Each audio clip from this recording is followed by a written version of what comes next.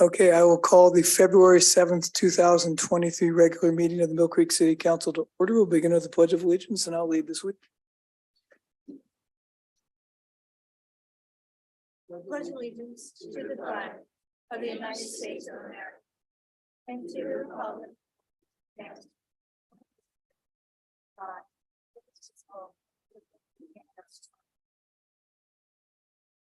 Naomi, roll call, please. Mayor Holtzclaw, Here. Mayor Pro Tem Vignell, Here. Councilmember Cavallari, Councilmember Steckler, Here. Councilmember Allison, Here. Councilmember Duque, Here. Councilmember Paddock. Present. Councilmember Cavallari is attending to some family matters out of state and cannot attend. So can we have a motion to excuse, please? Move to excuse Councilmember Cavallari. Second. All those in favor, please say aye. Aye. Any opposed, abstentions?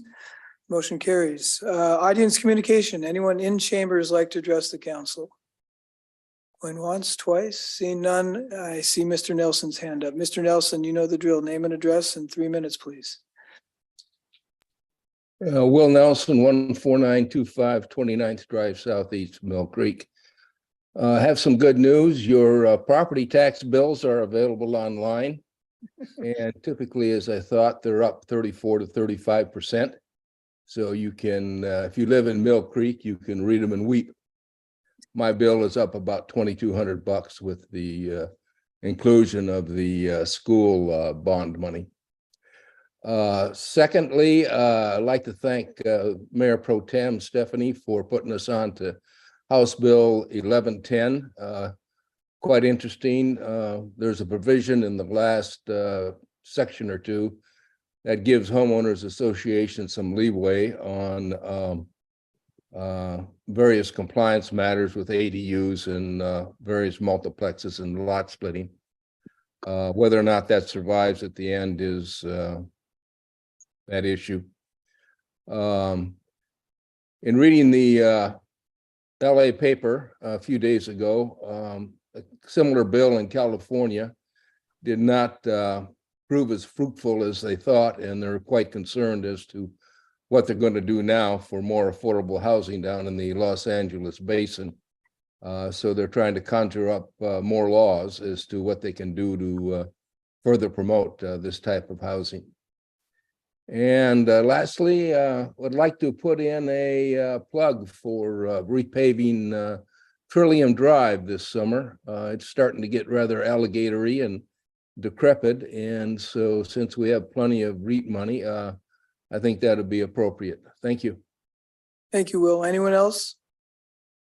Okay, seeing none, we'll move on to the first of our presentations. Turn it over to Chief White. Thank you, Mayor Pro Tem Council. I'm actually very happy to be here tonight in front of you to swear in two of our newest officers here with Mill Creek. If I could ask Officers Smith and Peterson to move forward.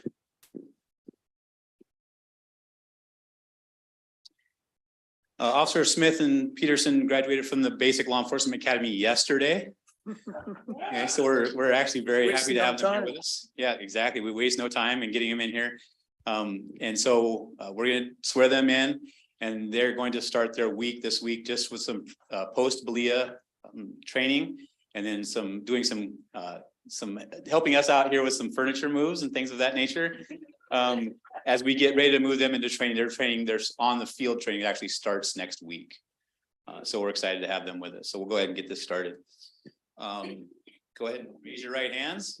Repeat after me. I state your name. Being first duly sworn upon my oath, do depose and say, on my honor, I will never betray my badge, my integrity, my character, or public trust. I will always have the courage to hold myself and others accountable for our actions. I will always uphold the Constitution, my community, and the agency I serve. I will fairly and impartially enforce the Constitution and laws of the United States and the state of Washington, and the ordinance of the city of Mill Creek, courteously and appropriately without fear or favor, malice or ill will. Congratulations.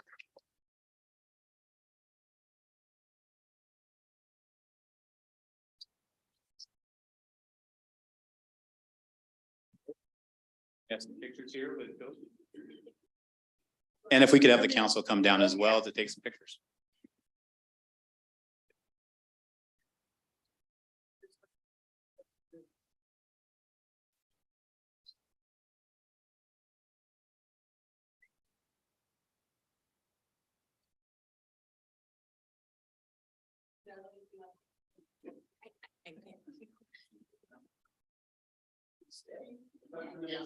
Oh, okay.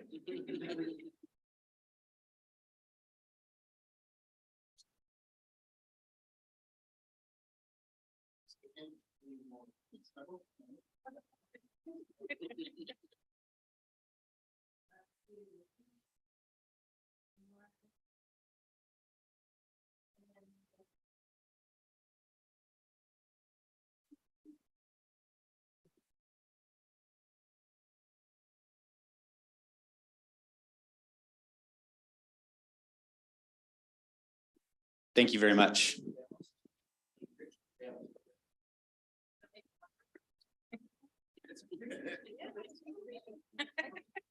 If you'd like some pictures of the family, this is the perfect time to do it in council chambers if you'd like.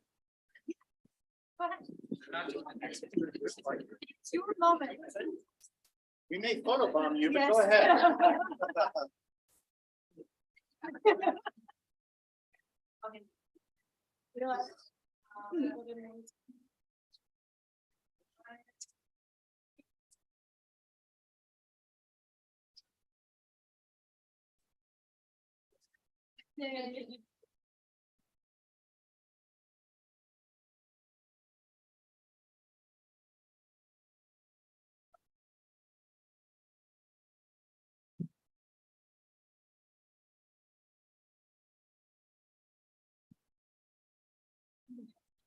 Martin, you ready for the next presentation?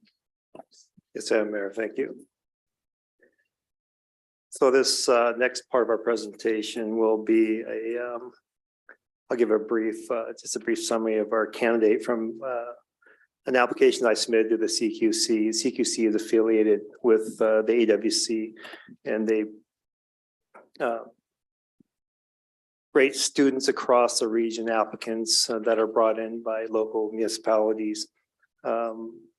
They review these candidates on the history of their dedication to the communities, their contributions, the things they've done over their short careers ever since they've been, for example, in middle school or even through high school as well. Audrey Elwood is currently a senior at Henry M. Jackson High School. She's in the Running Start program, and she was our top candidate to be submitted to the CQC for the selection committee, an application that I submitted on January 13th. So and we're happy to have her here. I'll let Audrey go over the history of her resume ever since she was in 8th grade. So she has quite a history of volunteering and accomplishments. So Audrey. I'm going to adjust this microphone because I am quite tall. As Martin mentioned, I am currently a senior at Henry M. Jackson High School and a Running Start student at Everett Community College. I've always been interested in civic leadership and leadership in specific, but I have to say one point that really started for me was in 8th grade. I had gotten kind of into politics and I was known to argue with my parents quite a bit. So the natural progression was going to the Youth in Government program. The Youth in Government program is a program that's run across the state of Washington. That is a mock legislature program. So that means we go to Olympia for 4 days and we debate on the House floor and on the Senate floor. It is truly the most life-changing program I've ever experienced. But in 8th grade, I didn't quite know that yet. I was nervous and I didn't really know what to do. I wrote my first bill, which was on ending child marriage throughout the United States. And I swore it wasn't even going to make past committee. I was like, oh, this is not going to go through. But it ended up getting first in that committee, prioritized on the docket, and was the only bill to be passed unanimously throughout the entire conference. Ever since then, I've been involved in the youth and government programs through multitudes of ways. But last year, I was youth speaker of the House for the state of Washington, meaning I got to preside over the chamber. This has truly been one of the greatest honors of my life, and it really made me appreciate the program. Currently, I'm president of the Mill Creek delegation for youth and government, but that's not all I do in the youth and government sphere. I've been lucky for the last 4 years to go to the Conference on National Affairs, which is youth and government, but on a national stage. It's in North Carolina for a week each time, and I got to go for the first time in person last year, and it was so fun. I loved it. It was total nerd camp, but I got to debate so much. And again, I got put right back into those shoes of scared little 8th grade me who didn't know if their bill was going to make it out of first committee. And it didn't. I was heartbroken. I spent months on this bill and I knew that it was good. I went throughout my day and I did the rest of things. But from that program, I was the roundtable chair for my state. So I had to put a smiley face on and be a leader. I made so many connections that week. And it really taught me what it is to truly lead no matter what. You may be going through a hard time, but making sure that your group is doing well and celebrating their victories is always going to make it better. So then when it got around to closing some ceremonies, to my surprise, I had won top 10 proposals out of 400 in the country. I knew it was good. And when I looked around, I was in shock. And I didn't really sink in until my community, my team patted me on the back and was like, go up there, Audrey, you won. I can truly say these people have given me so much and taught me so much. But I don't just do youth and government. I also am president of Model United Nations at Jackson High School. I've been in the program since I was a freshman, and I kind of fell into leadership by accident. I was told my freshman year, you should run for treasurer by the president. So I ran for treasurer and I won. The next 2 years were online, so it was kind of hard to figure out how to do it. But then I won presidency this year and I've been a leader.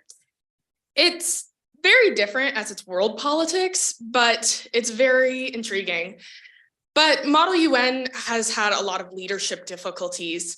I am one of 2 females in the club, and that makes it quite hard sometimes to really relate and be taken seriously. And that's something that I had to work on a lot with Model UN. But I've been able to do it successfully, and I've been able to create people who really want to do this and really want to learn about the United Nations.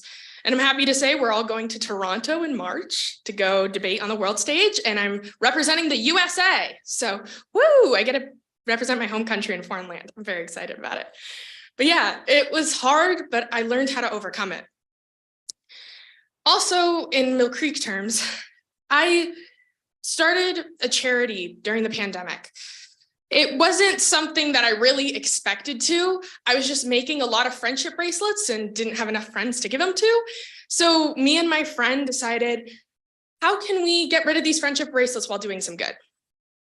We decided to create Bracelets of Hopes, an organization that gives out friendship bracelets to at-risk kids across the nation. And I can truly say that if it wasn't for the support that we got from Mill Creek, we would not have done anything. It was me and her, and the starting team was all 4 kids from Jackson. And we got most of our bracelets from the Jackson area and the Mill Creek area. While we did scale quite a bit, we ended up having 50 members at our peak. We had 2 national branches, one in the Bay Area and one in Edison, New Jersey. And we even had international members. And we ended up sending out over 1,000 bracelets to kids in needs from Connecticut all the way to Portland. It was Mill Creek that gave me that strength to give out to other people. They were the ones who were supporting me and showing that there were people behind me and my team to be able to do this. that gave us the opportunity to give these friendship bracelets to kids and show them that there were people behind them. There were people who were supporting them no matter what they did. And that was something that I really cherished. I've done a lot of different things. I was also vice president of speech and debate. I've been a Key Club member for a while. I was on the Youth Mill Creek Advisory Board my sophomore year. I can say these 3 experiences, though, have taught me the most, whether it's leaning on your community and making sure that you can always thrive, facing adversity and leadership, or taking a bad situation and turning it into something good. These 3 situations made me who I am today. And I'm not quite sure where I'm going to go to college or necessarily what career I want to do. Actually, I might want to take your career one day. But I do kind of have an idea. I want to end up going to law school, specifically for disability or constitutional law, and I want to major in political science. And those experiences helped take me to that goal, but also it gave me so many different skills that I can apply anywhere. Ultimately, leadership experience helped me make myself a better person, but also helped me improve my community. And that's something that I'll cherish forever. Thank you.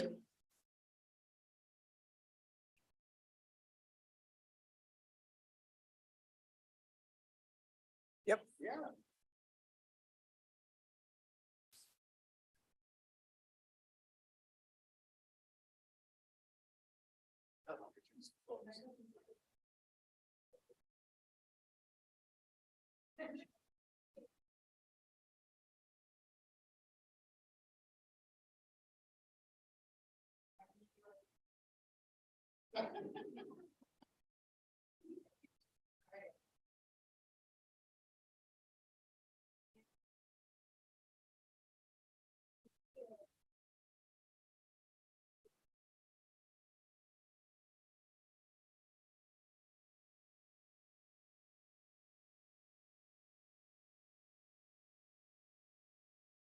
So Audrey, thank you for coming in. I guess it's pretty obvious why. All of you know why I brought her in. She's probably one of the most dedicated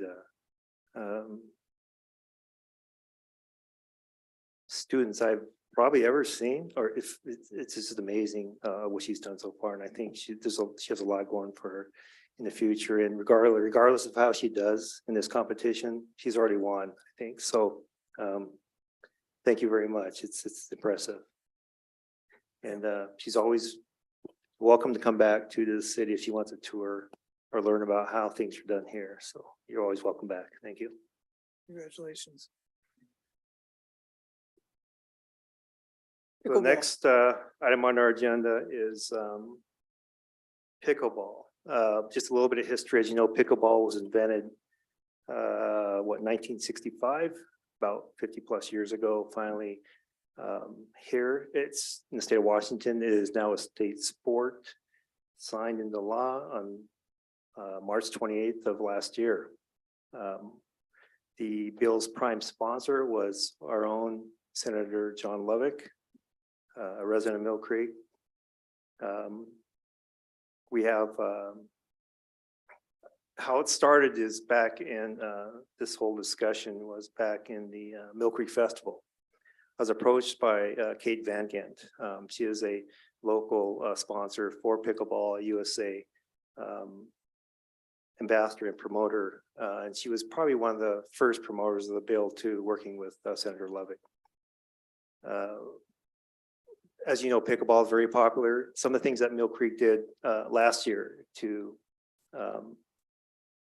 kind of build up the sport a little bit in our area is across 2 parks, Heron and Highlands Park.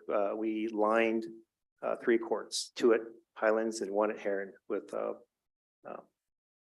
pickleball courts. So we also partnered with the YMCA, so our residents can also, our community members can check out equipment. And one last thing is we're partnering with the Columbia Athletic Club as well as they deliver pickleball programs. Todd Reed is a managing director or managing partner at the Play Real Dill. Kate Van Gent at the Mill Creek Festival mentioned Todd and some of his partners, and she connected us together. We had a meeting on September 9th of last year where Todd had the opportunity to introduce the business, the Play Real Dill business, the concepts. He had a chance to introduce us to the strategy, which is kind of similar to the Top Golf approach, as if you're all aware of the satellite golfing facilities that are out there. We talked a little about the footprint, the layout of the facility, the parking, restaurant that coincides with the facility. Talked a little bit about the actual business strategy in terms of economies of scale and what the Play Real Dill is trying to do moving forward as a venture. And also the financing side, some of the things that you may want to think about as he does present, some questions you may have for him throughout the presentation regarding revenue, how the Play Real Dill generates revenue through the restaurants, memberships, and also through the actual playing on the courts. So with that, I'll introduce you to Todd Reed, Play Real Dill. Thanks. Hello, everyone. It's a pleasure to be with you all. And thank you, Martin. Such a good introduction there. Of course, the sport of pickleball, if you haven't heard of it by now, probably been hiding out. The growth of the sport just over the last 2 years has been absolutely phenomenal.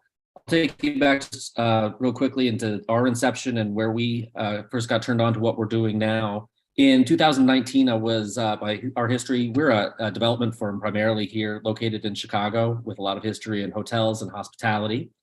I've been on a long string of building a number of different hotels into 2019, and we're delivering one in Kansas City when we were turned on to an outlet called Chicken and Pickle, which was, he's kind of the pioneer in this space. And to Martin's point, very much type of a Topgolf type of an approach where there's a combination of hospitality and activity or gameplay, which has been a strong phenomenon within the real estate sector and the hospitality sector for some time. So certainly piqued our interest, of course, at that point in time.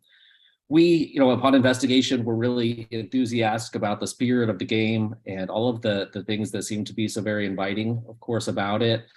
The energy, I think, was really what was very, very palpable then. What's really, I think, the most impressive thing over the last 2 years while we've been in it has been the measurables as it's continued to climb forward. As we were looking at it in 2019, they were stating 3.5 million players playing somewhat regularly in the United States. That number now is reported to be north of 5 million players, so by percentage, very, very large. But in terms of its overall potential and capacity, that's where I think it really started to, attract the attention of some bigger dollars and some real growth. And if you compare it to sports like, I'll run you kind of up our ladder that we typically speak about. Racquetball in its 1980s, we all probably are old enough to remember racquetball and its kind of arc of popularity and its relatively short-lived arc. Peaked at 14.5 million players. So we know it's still pretty early, we believe, with pickleball, and a lot of the indicators say that it's likely to be very popular, much longer and much farther than the sport of racquetball. The sport of tennis is kind of next up the list at around 18 million players. Somewhere around 20 million people play golf every year.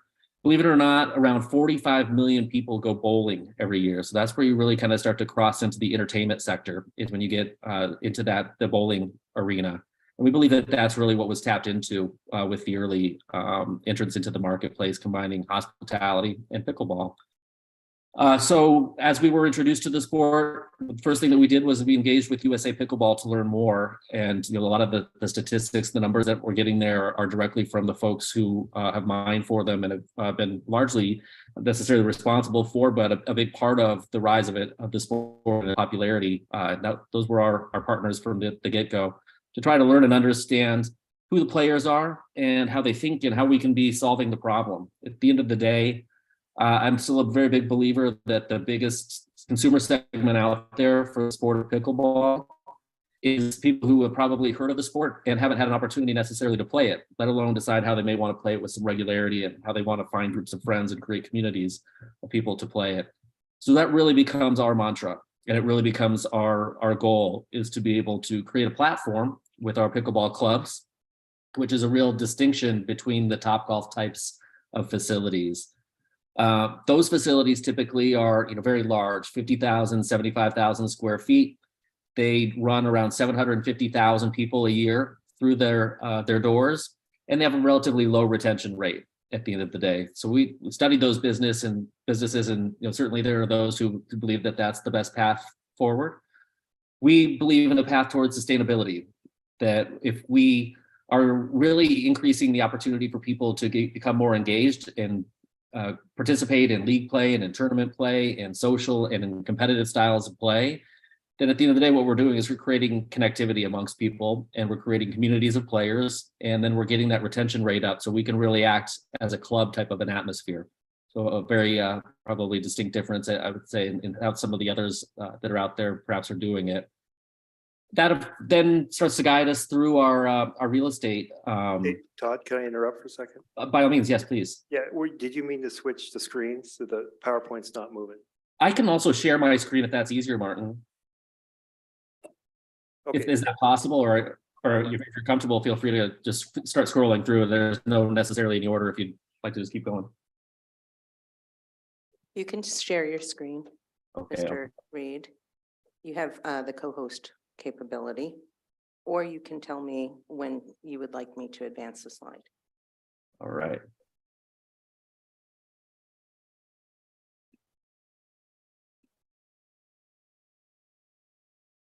There we are. Can you just tell me if you can see my screen? Yes, we can. Thanks. Excellent. Yes, I'll continue along then as we're showing you some visuals of, as well.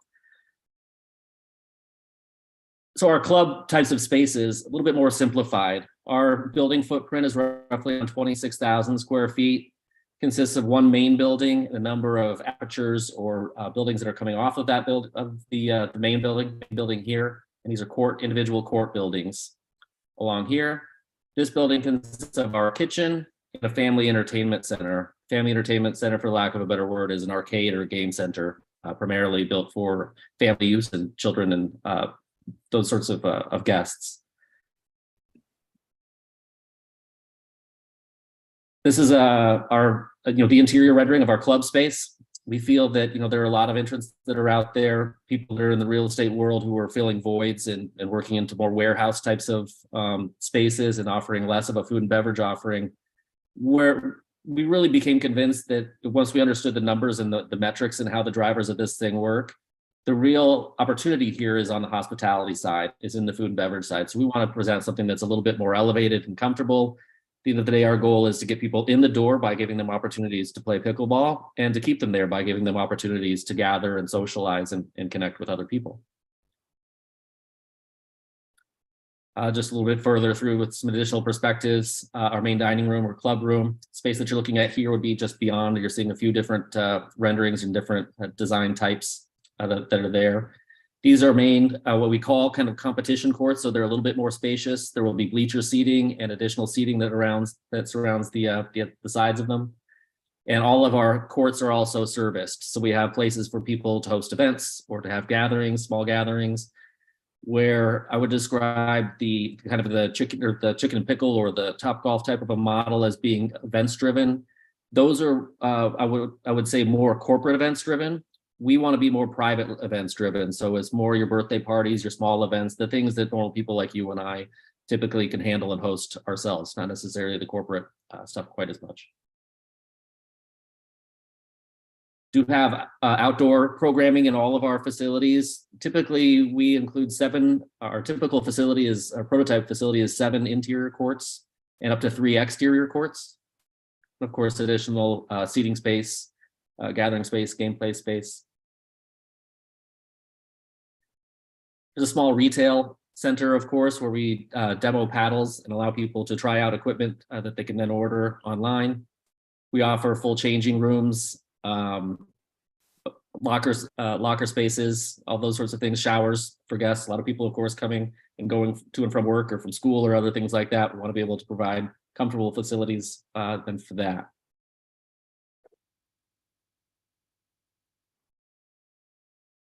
So a little bit about where we're at currently. We have 2 facilities. I'll skip down a little bit ahead that are currently under development. One, again, I mentioned that we're in Chicago. We have a few that are very close to us, one in St. Louis and one in Columbus that are in early stages of middle stages of development moving forward currently, and just begin to get into the construction phase, and expect to open into either the fourth quarter of this year, first quarter of next year.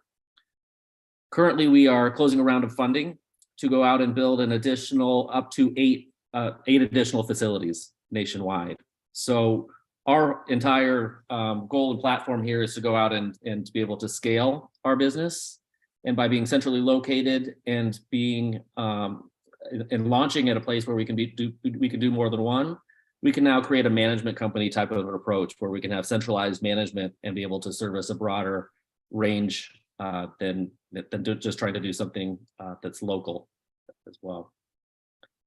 So we're just kicking up a new energized goal to go out and try to fill that pipeline. We've hired the folks at CB Richard Ellis, national representation team there in their restaurants and emerging concepts practice. Jessica Curtis and her team do an excellent job in similar types of concepts. So we're very blessed to be able to have them helping us out and filling out our pipeline. I can give you some more specifics about our site specifics and some of those things as well. But Martin, are there any other topics, or we can of course open up to questions or thoughts on, to your point, financing and development as well? Yeah, I think you mentioned those few things that we probably should cover. Our typical development costs, so I'll kind of just run through it, high to low in terms of how we look at real estate. We typically are looking for a little more than 2 acres that would be fully parked. Just neat to our programming or revenue generating is roughly 1 acre of space in and of itself. That 1 acre includes a 26,000 square foot building and about 15,000 square feet of outdoor space for both our indoor and outdoor programming. Our development cost, in a nutshell, is prototypically estimated to be roughly $9 million.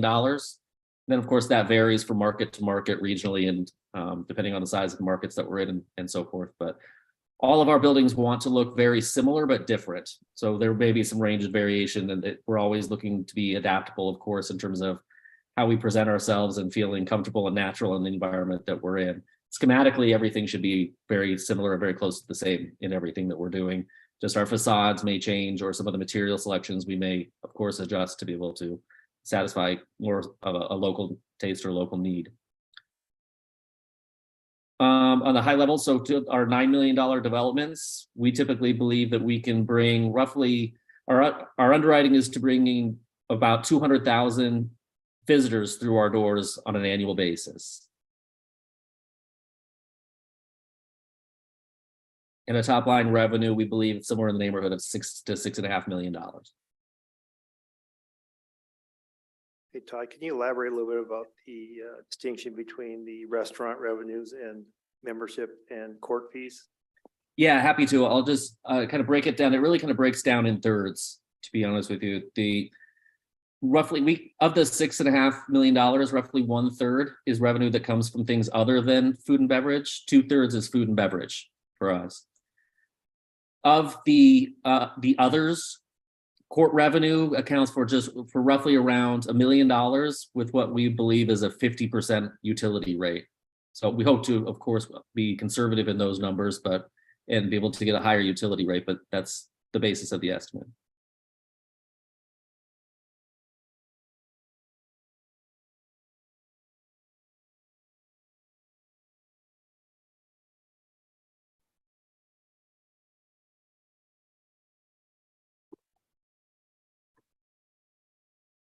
Did you have more? Do you want to move to questions?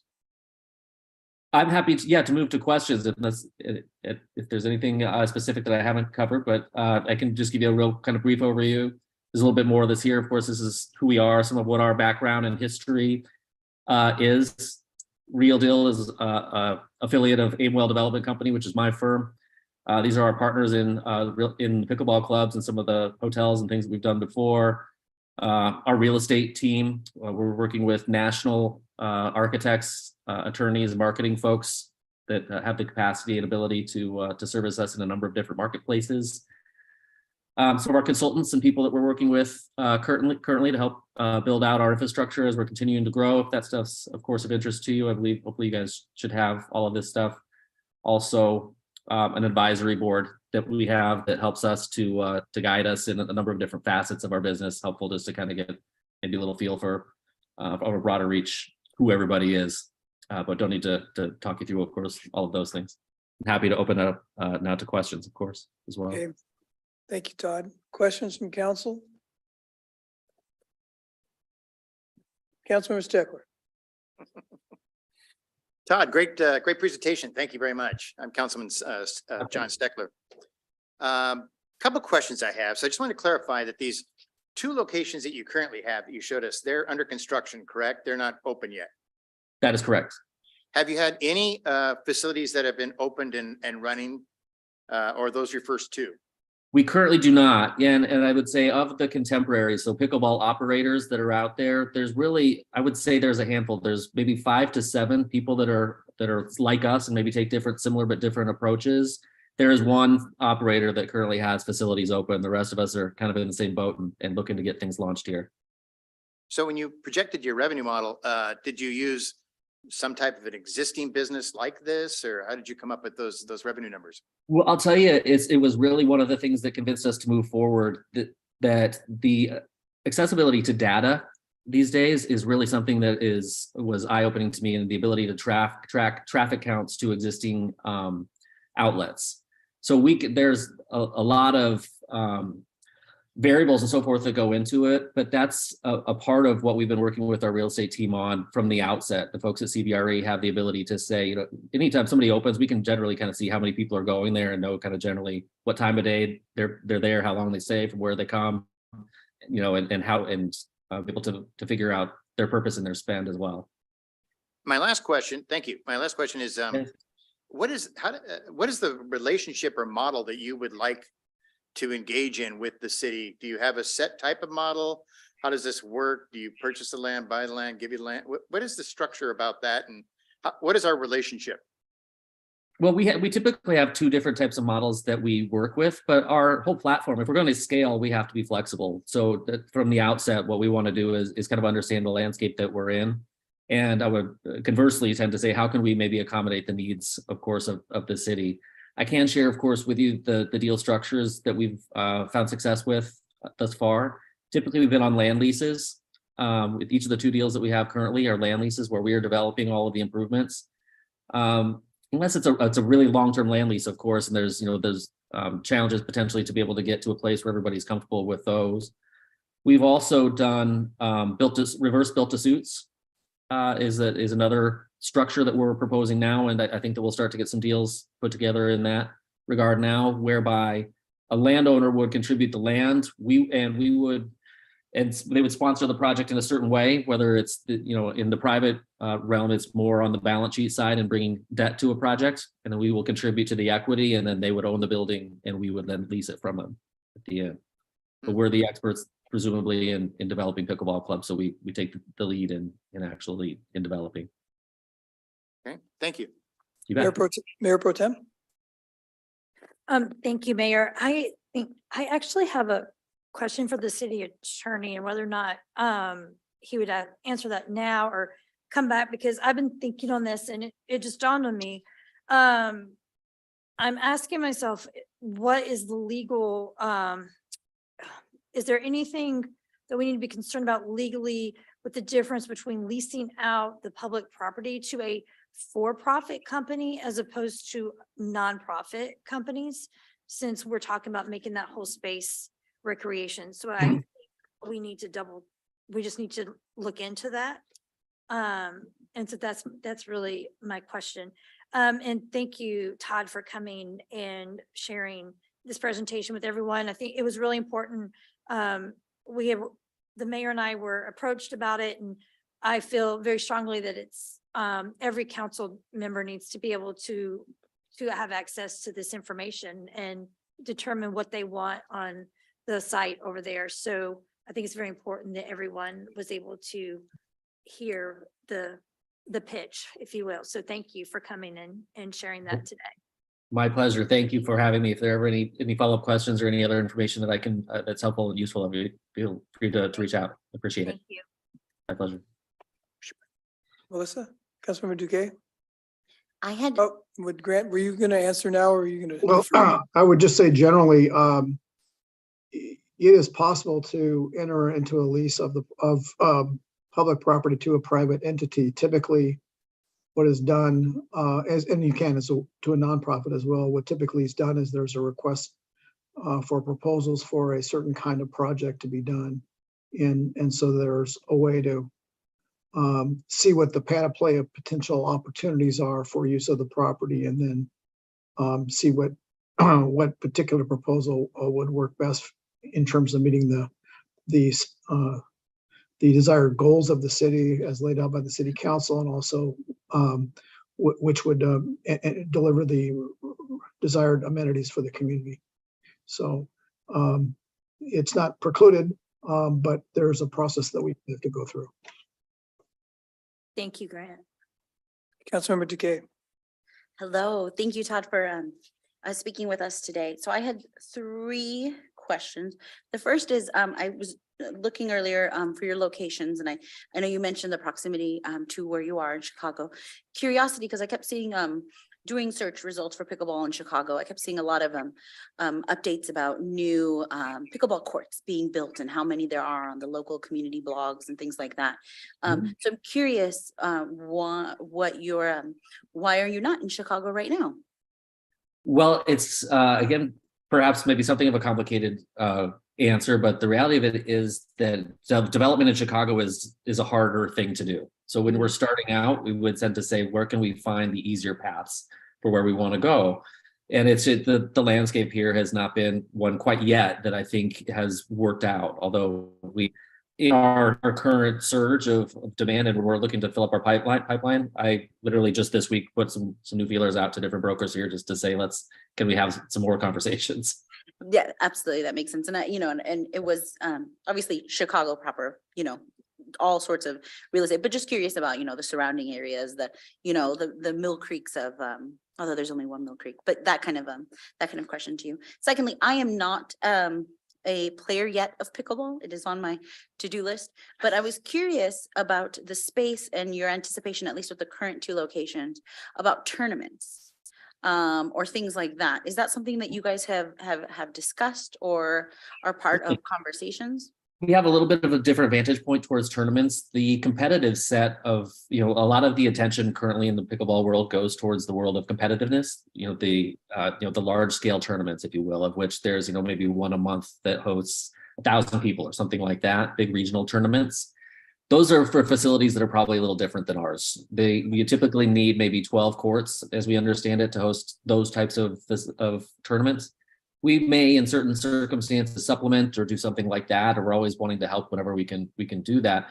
The way we think of tournaments, honestly, is more that we do more tournaments at a smaller scale, and we do them with a broader sense of purpose, right? So where those tournaments are looking to host all skill sets and all types of singles, doubles, mixed doubles, all at one time, we say we want to be building communities of players so we can be regularly hosting tournaments and leagues for people that are within each one of those sets and allowing them to transfer between each one of those sets, right? So the idea is to engage you potentially as a player and say, what is your goal? How do you want to compete, or how do you want to consume in pickleball? And group you with other people, and then host events where you can play with them. That absolutely makes sense. That's the feeling I got. I know that there's just been in terms of that space and thinking about tourism and Snohomish County, thinking about the draws that could come in. And so that's why my question was on tournaments. The last question I have for you, and again, understanding that you have 2 locations currently, is what's been has there been any relationships or connections with those 2 locations with the local community and schools? And knowing that you are a private facility, but has there been any partnerships or any opportunities to engage youth?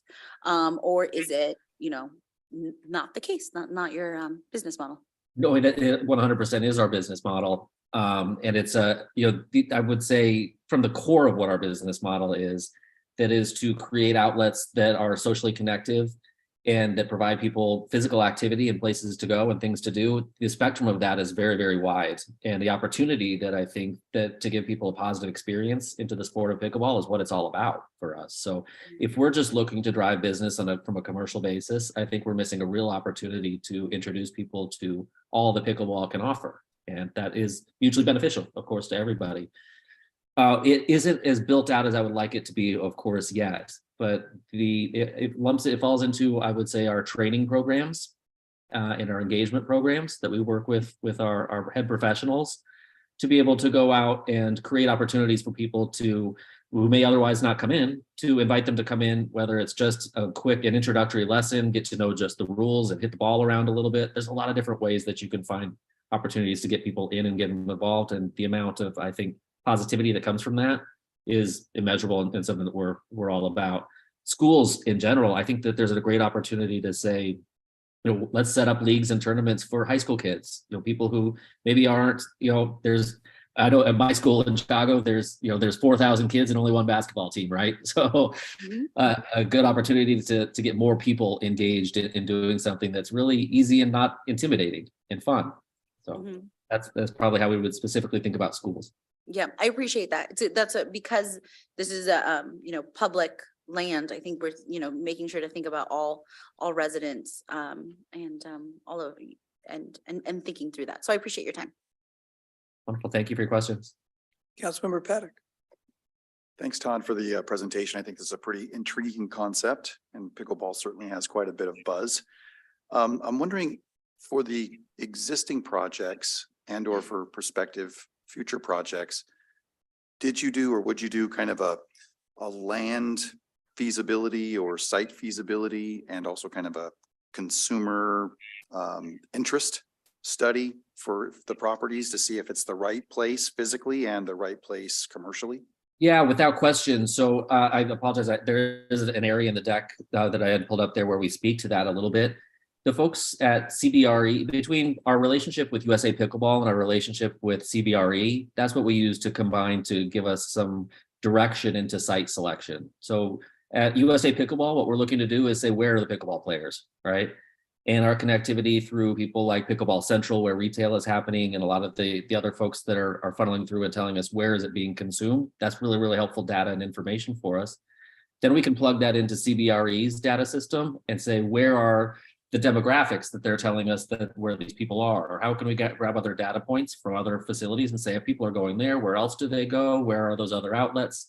So there's a whole system that's been developed that boils down to a point system, and it's, it scores on an index, and it's, I would say, probably 80% done. We're always still refining a little bit and figuring that out, but yeah, the infrastructure is basically there, and it's generally kind of easy for us to at least be able to say, how does it score on our system? It sounds like that might be interesting data for us as we think about this, is where we would score on that. And obviously with what Councilmember Duque talked about, how it would fit with the community. Thanks, Todd. Appreciate it. My pleasure. You bet. Todd, I have 3 questions. The first is, it looks like the St. Louis facility is part of the district. Could you describe what that development, how your development fits in with the district? And the second question is related to Columbus. Is it in a similar development, or is it part of a larger project? And if not, how is it different from the St. Louis project? And then my last question dovetails off of some of the others. Why Mill Creek? Certainly. So I would say the broad answer to your question, when we are in our early stages of design development and trying to figure out how do we really scale here, we have to create some nimbleness and we have to create some variability. And that works a little bit in our facility and also in our structuring and how we approach this different projects. So, we can't go into it with a real just microscopic view necessarily of what an ideal site looks like for us and only look at one thing. We have to be able to adapt and move. And that's really a motto of ours as we're working through and developing. So you'll see some variability among the different developments that are there. In St. Louis, the district is a development that was a former outlet mall that I won't bore you with the real estate story, but some very big retail guys decided to get in the outlet business, and then they got the rug pulled out from underneath them by their competition. And lo and behold, there was an empty outlet mall that a local developer there was able to snap up. from those guys. Michael Steinberg is in the Chesterfield area of St. Louis, which is where the district is located, is the big developer that's there. Longtime names in the Kroenke family and the folks that he's worked with for decades and decades, I think are good indications of his accomplishments and what he's been able to do. So his vision for that development particularly, and he's done the entire, everything that's retail in that whole area, honestly, I mean, everything that's of magnitude is all Mr. Steinberg's property. So this is a furtherance of his accomplishments in that arena. What this is doing is recognizing the shift in the retail landscape, specifically towards the entertainment sector and towards experiential types of retail, right? And if you're a retail enthusiast and you study those things, pure food and beverage or dry goods retail and everything's getting eaten up by Amazon, of course, you guys are experts in understanding what all that is. The entertainment-based stuff is really working on a broad level. We're right next door to a Topgolf facility that ranks in the top 5 in the country. And I think that they, of course, recognize and see that also, that there's a real appetite for these types of activities within that marketplace. So this is a continuation of his transformation of that center. He built something called the Factory, which is a 3,000 square foot amphitheater. It does very, very well. There's a main event there, and they're doing some other infrastructural changes to be able to do more infill into that center also. So we'll be something of an anchor within an established center that is being reconfigured into an entertainment destination. That's how I would describe that particular approach. In Columbus, we are at the Polaris development, which is over 4 million square feet overall in terms of its what's already been developed in the northern suburbs of Columbus. It started with the Polaris Fashion Mall, which was turned over decades ago and has spilled off into more current and modern approaches to what's happening in retail. The development's probably been going on for the better part of 25 years, to be honest, and we're towards the latter half of course, the latter probably, I would say 25% of the land that they have to develop. So we are a part of a new master plan parcel there called the Galaxy at Polaris, which includes a number of different uses, multi-use, I think $150 or $175 million development there. The front row of that is, again, very much entertainment based. So we are in the shadows of a Topgolf. Putt Shack is another outlet that's signed a lease next door to us there. So similarly, an entertainment destination, but not quite. It's not a center. It's everything's individually out parceled and individual buildings and locations in that center. The question of why Mill Creek, every market is a little bit different, right? In those markets, the comparable would be for us in Seattle would be, probably we looked at a number of sites that were down, closer to the city and that were more kind of higher volume oriented sites. And we just said Seattle is just such a huge market, such a big city that I think that the primary function of what we're trying to do is going to be uncontrollable. That dichotomy that I explained earlier, that is, if you're a high volume type of an outlet, you're a Chicken and Pickle, you're a Topgolf, that's just what's happening. It's really hard to create small communities and really engage and embrace people and encourage them to come back. It relies upon a certain sense of intimacy and a little bit more of a customer service focus. I believe that. So what we really want to be servicing are more moderately sized communities. At the end of the day, we think that that's what is sustainable, and it's closer to our core consumer, right? We're not necessarily just looking to go out and compete for the entertainment dollar. What we're looking to do is find locations and communities where people are looking for activities to become engaged with each other and find that physical activity and find a place that they can call their own. The result of it is a much lower revenue projection than those places do, but we believe that it's a much longer vision for how we can remain sustainable. Thank you for those answers, Councilmember Allison. Thank you, Mayor. I'm just wondering, could you explain the membership model? So could people either join and be members, or, what, do you also accept people walking in off the street to participate too? Yeah, my pleasure. And it's something that, in terms of just, the sound of it, it's, we've shrilled a little bit at the idea of calling our pickleball clubs a club, or we shrill a little bit at the notion that what we're going to present is membership, because at the core of what pickleball we believe is accessibility. That's what makes the whole thing tick. It's easy for anybody to be able to walk in and play and have fun right out of the gates. So that's very much at the core of what we want to do is create an environment where everybody feels it's open and welcome all of the time. That said, there are always going to be those who are a little bit more dedicated than others, perhaps, right? All of our market studies confirm what you could probably intuit, that there are core players, people who want to play 2 or 3 times a week, and they're very fervent about their desire, their demand to get out and play. And then there are others for whom, you know, it's more entertainment based, or they just want to get out and try something. They have a different purpose, perhaps, and they behave differently. The folks who are looking for an entertainment function are going to come during different hours of the day, honestly, and frankly, than the folks that are looking for more of a repetitious experience.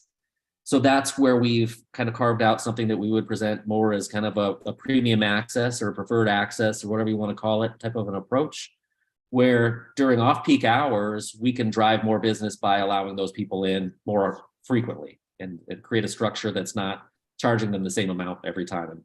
And in effect, kind of bundling their fee a little bit, making it easier for them. Other questions? Any other questions from council? Well, thank you, Todd. We'll be discussing this further in a study session in the next couple of weeks and chewing on this a bit, but we appreciate you taking the time to give us this presentation. It's very helpful. Thank you for having me. It's been a pleasure. Be well. Thank you.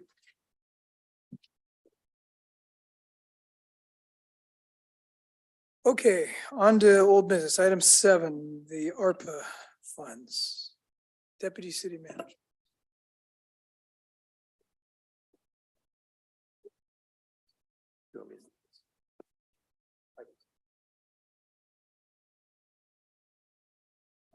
Okay, Mayor, I'll just tee it off a little bit here at the beginning, just to bring us back. It's been a little bit while since we've been talking about ARPA. First, I want to thank some of our board members of being here, Chair Golebiewski, and then Chair Fisher, AAB at Parks Boards. They're here. I believe the Vice Chair Jeanne Smart's here as well. So thanks for being here. They'll be part of this, supporting us in our presentation. As you know, the American Rescue Plan, also called the COVID-19 stimulus plan, signed into law March 11th of 2021, to the day 1 year after actually COVID was declared a pandemic by the World Health Organization. It's a 1.9 trillion economic stimulus plan, of which 350 billion was allocated to state, local, and tribal governments. As you know, in the past year, we've balanced our budget. When we did that, we had a number of objectives in mind, including rebuilding the city, being able to maintain our infrastructure, and also continue with our long-term planning into the future. What we're doing today is we're looking for council support to further prioritize our work plan. That includes a lot of proposed ARPA-funded projects, staffing, systems, equipment, and potential contracted services that we will need to accommodate a lot of things that we'll be working on. During COVID, a lot of things everything was essential, right? Essential workers, even the delivery of services were at a very minimum. And what that did was not only put the city in a position of declining revenues, but there was a huge cost that's also unmeasurable in terms of our operations and how it set us back. Ergo, ARPA funding. This funding is essential for us to move forward, to bring the city back. The investments that we make with this funding, in a lot of leveraging technology in our systems, purchasing the equipment that we need to maintain our streets and our infrastructure. And as I mentioned, those contracted services that we may need to align with our current staffing levels to ramp up and get things accomplished this year. it is critical. Speed workflow, increase efficiencies and so forth. So with that, I'll hand it over to our deputy city manager. Thanks. All right, so following what the city manager was talking about, I just wanted to bring us back to 2020. Just so that we're all in the same frame of mind. We were holding down expenses, capital projects came to a standstill. NLC was projecting that all these different cities were going to be losing 20% of their revenues, which is why we really hunkered down, capped expenses. We were really just doing those essential functions. So from there, we'll move into, we got the CARES funding, and the CARES funding was sent out mainly to businesses because that was council's priority. You know, let's make sure we get this funding out to our community. Let's help the nonprofits. How do we really help our individual community members? So where CARES was more about, let's get the money out, go, go, go, go, go. ARPA is much more structured. So since we received funding in 2021, we've been working through, staff has been working with council to really solidify what our priorities are going to be for this funding. How is this best going to help support our community? So from there, we have until 2024 to have all of this funding allocated.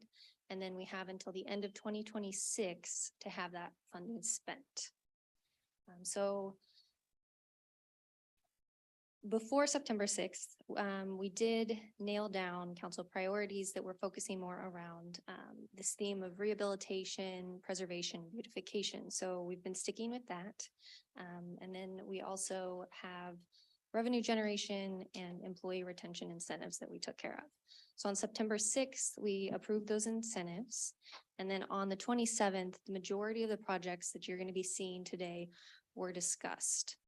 We didn't want to bring any huge new projects for this, the projects in the ordinance.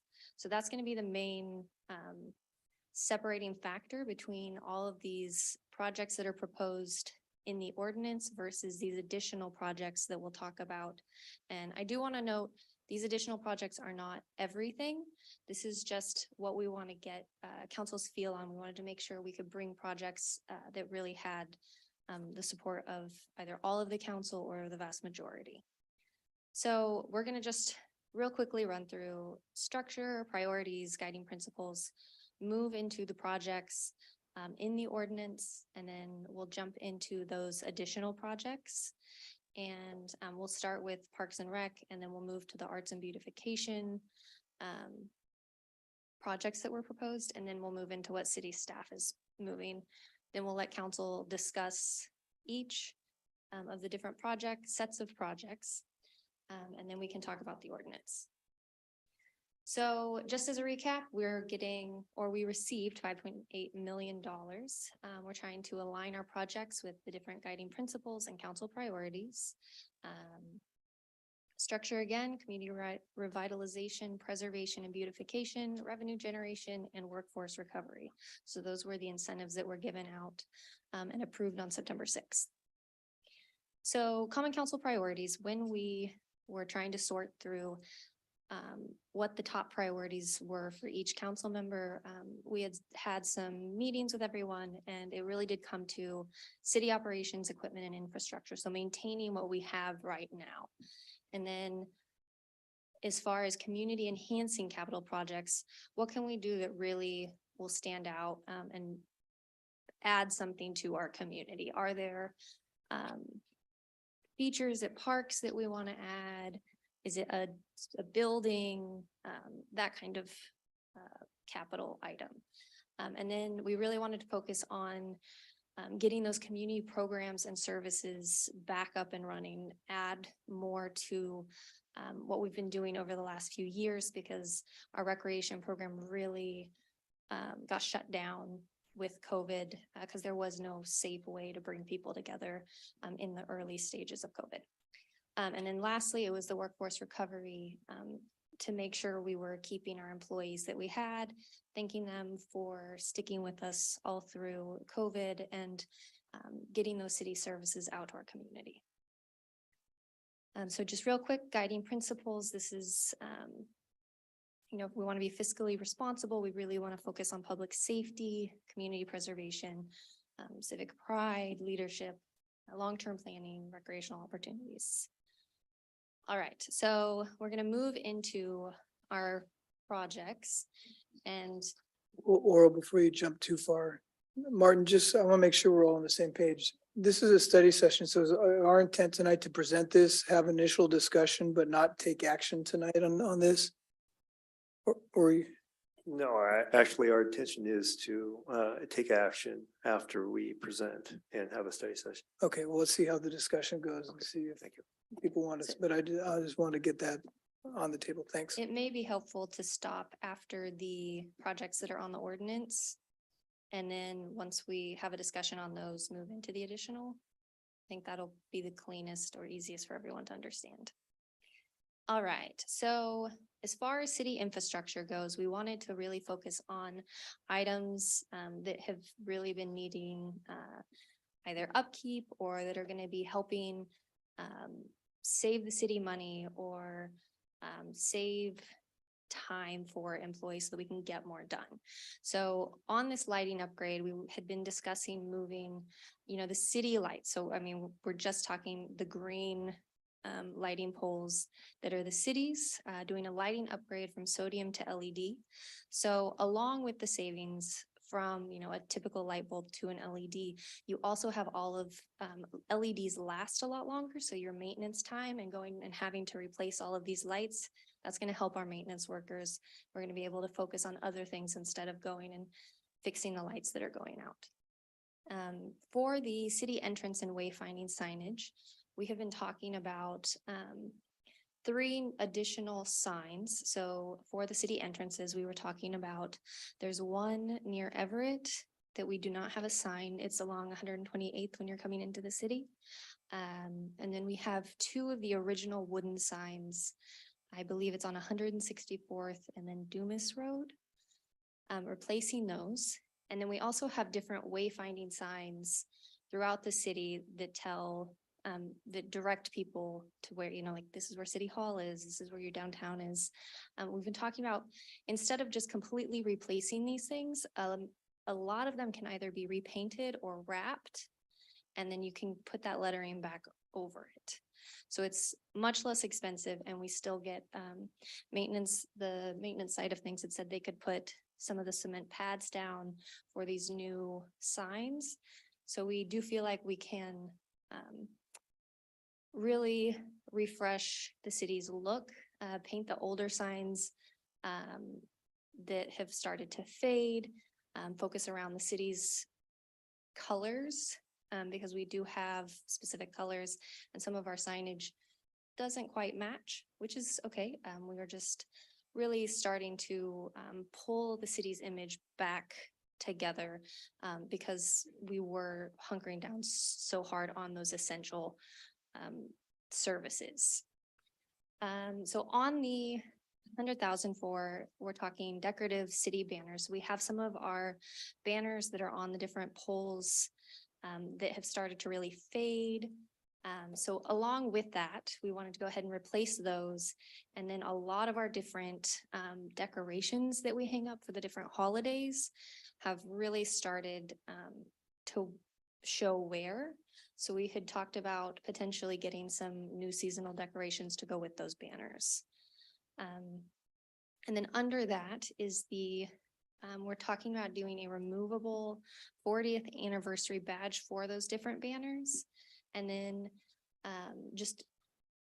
they were calling them swag items for the different city events. So just letting people know it's our 40th anniversary this year.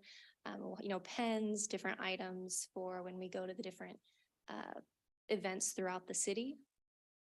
So that's what that is. And then we had talked about a large priority was really cleaning the city up, really pushing back that overgrowth, just cleanup of the city overall, those medians, the different setbacks. So this is going to take contractor help, and then it's not a cheap venture to get all of this done. But, you know, setting that base back to where we would expect to see Mill Creek. Really hoping, especially since our maintenance workers, we're down to workers right now. We're trying to get that in. We're a little short staffed. So getting that extra help in is going to be really important to get the city where we feel we would like to see it again.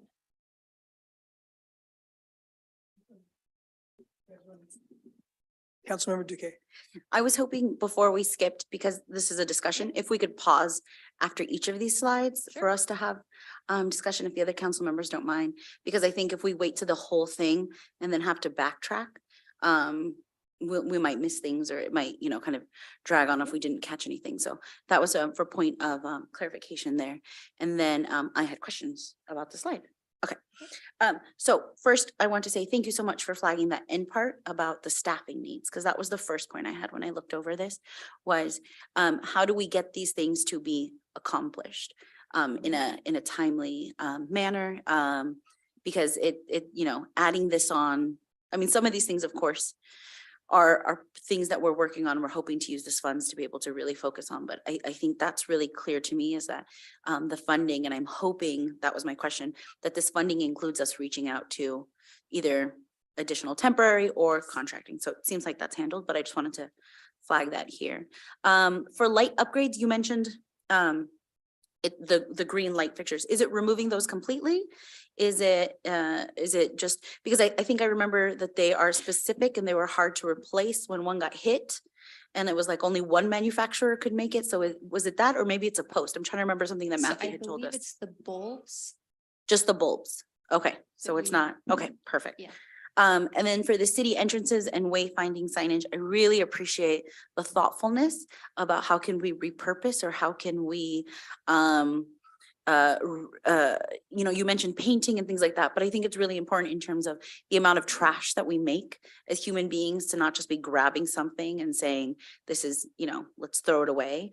But really thinking through how can we still salvage this and repurpose it in a way. So I appreciate all of your thoughts. And as you continue to work on that, I think it's really helpful to think through. You know, that was my question about, so decorative city banner replacements and new seasonal decorations. I'm very curious, and maybe this isn't the right opportunity, but talk about what are those seasonal decorations, what holidays you mentioned. And maybe that's an ongoing process that we're not there yet, but thinking about holidays like Diwali, or, you know, if we're going specific in that way, or if we're just going seasonal as in autumn versus summer, and rain as it is here, thinking through, it's a whole season on its own. We just have, it's that umbrella gray time, but, you know, thinking through what that looks like, I'd love to be able to learn more about your thought process. Again, maybe it's not here in this moment, but I just wanted to flag that as that. For swag items, I happen to know how expensive swag is because I do it for a living, but I was curious because I know for our budget for the biennium, we have a whole line item for swag. So the intention, I would hope, is that then, because this is, obviously this is 40th anniversary and this is, you know, what we're working on here, but that we then, you know, potentially wouldn't need to use all of the money allocated for swag in the biennium because we're hitting it up here. Correct. Fantastic. Thank you very much. And then when it came to landscaping redesign and revitalization and the 50-foot setbacks, the other thing I'm really interested in is making sure it's not just areas that are off of Bothell Everett Highway or 164th, but other parts of our city in Mill Creek, like 35th and 132nd, because even though the street is county or state, but the sidewalks there, how much overgrowth and just how, you know, it's difficult to do walking because there's just so much, and thinking about not just the overgrowth, but in like cutting back blackberries, but removing blackberries, removing the trees that aren't what's the word, native to the area, those kind of things, really taking a look at what is it that we should be having to make sure that grows in those for those upgrades. And those are all of my comments for this slide. Mayor Pro Tem. Thank you, Mayor. Thank you, Laurel. I just have a couple questions. First, I was wondering with the light upgrade, I was curious if something like that would be covered under any grants that we could possibly get from the state, since it would be helping the environment. It is like a capital project to replace all the lights, so I'm just curious if there'd be a way where we could get some funding somewhere else to tackle that instead of having to use the ARPA funds. But I do think it's a great idea. And obviously I am in favor of the taking care of the signage, and Cora always notices the banners that when they change. She's the first one to notice those. It's those little things and keeping them nice and crisp that really people pay attention to and notice and make us special. And then obviously we know I keep talking about the medians, they're driving me crazy. So my question is, when we're talking about landscape redesign and revitalization, are we possibly talking about going in there and actually maybe putting in some different plants that would be more appropriate for, and need less maintenance in the medians to help them last longer? Or is that not what we're talking about? 'Cause I think that would be, in the long run, helpful for us to not, if we had things that didn't need as much maintenance so that we didn't have to get out there quite so often. I'm not sure if that would fit in that price range or not, but I think that'd be important to look at. And that's my thoughts. Thanks. So we did discuss that. I will say that it may end up being a much more expensive project if that is the direction we decide to go. Which is why we did not include it as far as completely redoing the medians. And it was more upkeep. Do we think it would be more expensive in the long term though? Like maybe is it more expensive right now, but we would save money over time because we wouldn't need to get out there to do as much maintenance as we need to do right now? Or is it just so much more? Maybe I could provide a little bit of context on both light upgrade and the one you're talking about here. So these are, remember our stages we've talked about. So these are concept stage ideas. These are not scoped. These are not plans. And so that is a wild number. 250 is, are you willing to spend $250,000 towards that kind of thing? We have no plans. We have not really scoped this out. Your question on light upgrade, we probably can get grants for part of that money from the PUD, from the state or whatever. That is a wild guess as what it might be, but we have not counted the number of fixtures, not figured out how we go at it. The cheapest way would be to relamp them. We were just talking about today. A lot of the fixtures in town center are 15 years old. Just relamping them from incandescent bulbs to LED bulbs. Sometimes the retrofit is not all that attractive because the fixtures weren't made for that. So we're talking today about maybe we're better off to replace those fixtures. So that could be 110, it could be 200,000, it could be 50,000, depending how you go at it and how we count up the fixtures and what we decide to do. So I think this is just reflection that, do you want to spend about that much money of ARPA towards this project? And when we then go look at what it's actually going to cost to do and hire a contractor to do it, because the staffing issue is a huge one on these, we may come back and say, okay, the ARPA funds. So this is kind of a give and take at this point in my mind. So those numbers are really wild. The 250 is not a number that the staff has come up with. So we shouldn't dive too far into the weeds. Don't dive too far in the weeds because this is really high level. Thanks. Councilmember Paddock. Well, based on that, I retract my question. So I would say, one of the things that might be useful to do, we were talking about, showed Laurel the map the other day. We have this perception that the city is supposed to maintain like 527, for instance. If you look at the map, very little of that is the city's responsibility per code. An awful lot of it is private actors who are not trimming back things. Now we could ramp up our enforcement actions. I mean, we need to do that. Or we could say policy decision. It's just too hard for private property owners to do some of this stuff because it is right next to the highway. So that is going to be a policy discussion on a lot of these things. Your comments about medians, same sort of things, like, okay, some of those things are ours, some of those are homeowners associations, a lot of them are ours. But what do we do? Do we maintain them better to replace plants? And then do you irrigate them or not? Or do you just pave them over or not? What would you guys like to see? So it might be interesting sometime to put the map out on the table and have you guys kind of give an opinion about what you think we should do, because there's some policy decisions here too. 35th and 132nd, we have essentially no maintenance responsibilities on 132nd. Yep. But it doesn't look good. But yeah, it doesn't look good, but there's not many 50-foot buffers along there either. That was the only comment that I had is I think the medians are the least of our problems. Where we have the biggest problems are those 50-foot buffers on 527 on either side on Seattle Hill Road, particularly when you get close to 35th, on portions of 35th, south of 148th, where you got 50 feet of blackberry bushes.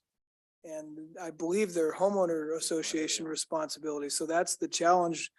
We're talking about possibly allocating some money to tackle this, which I think is good. How we do that with the ownership issues and the responsibilities is another issue.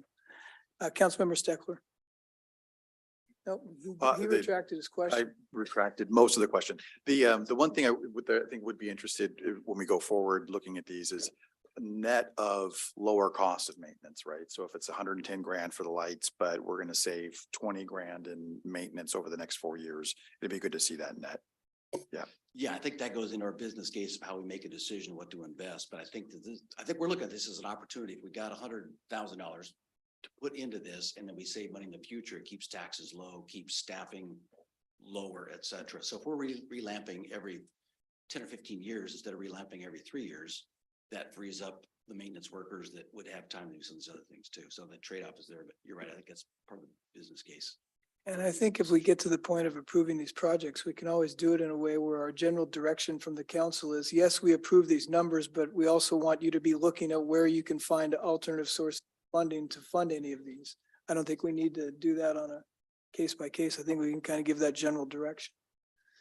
Now, any further questions? You're not retracting? Councilmember Steckler.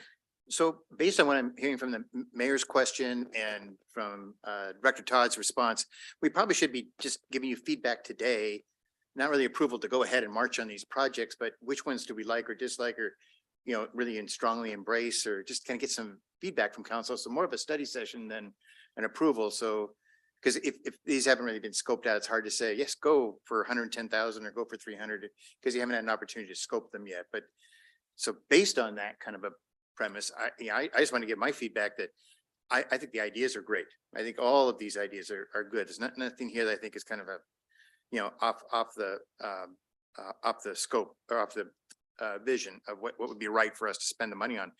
The one I wanted to talk about though was the city entrance and the we're finding signage. I'd like to go a little deeper on that one. I really would like to scope that one out because I started coming up here to Mill Creek long before I ever moved up here, and I remember how wooden the signage was. It was all wood. It was 1970s wood.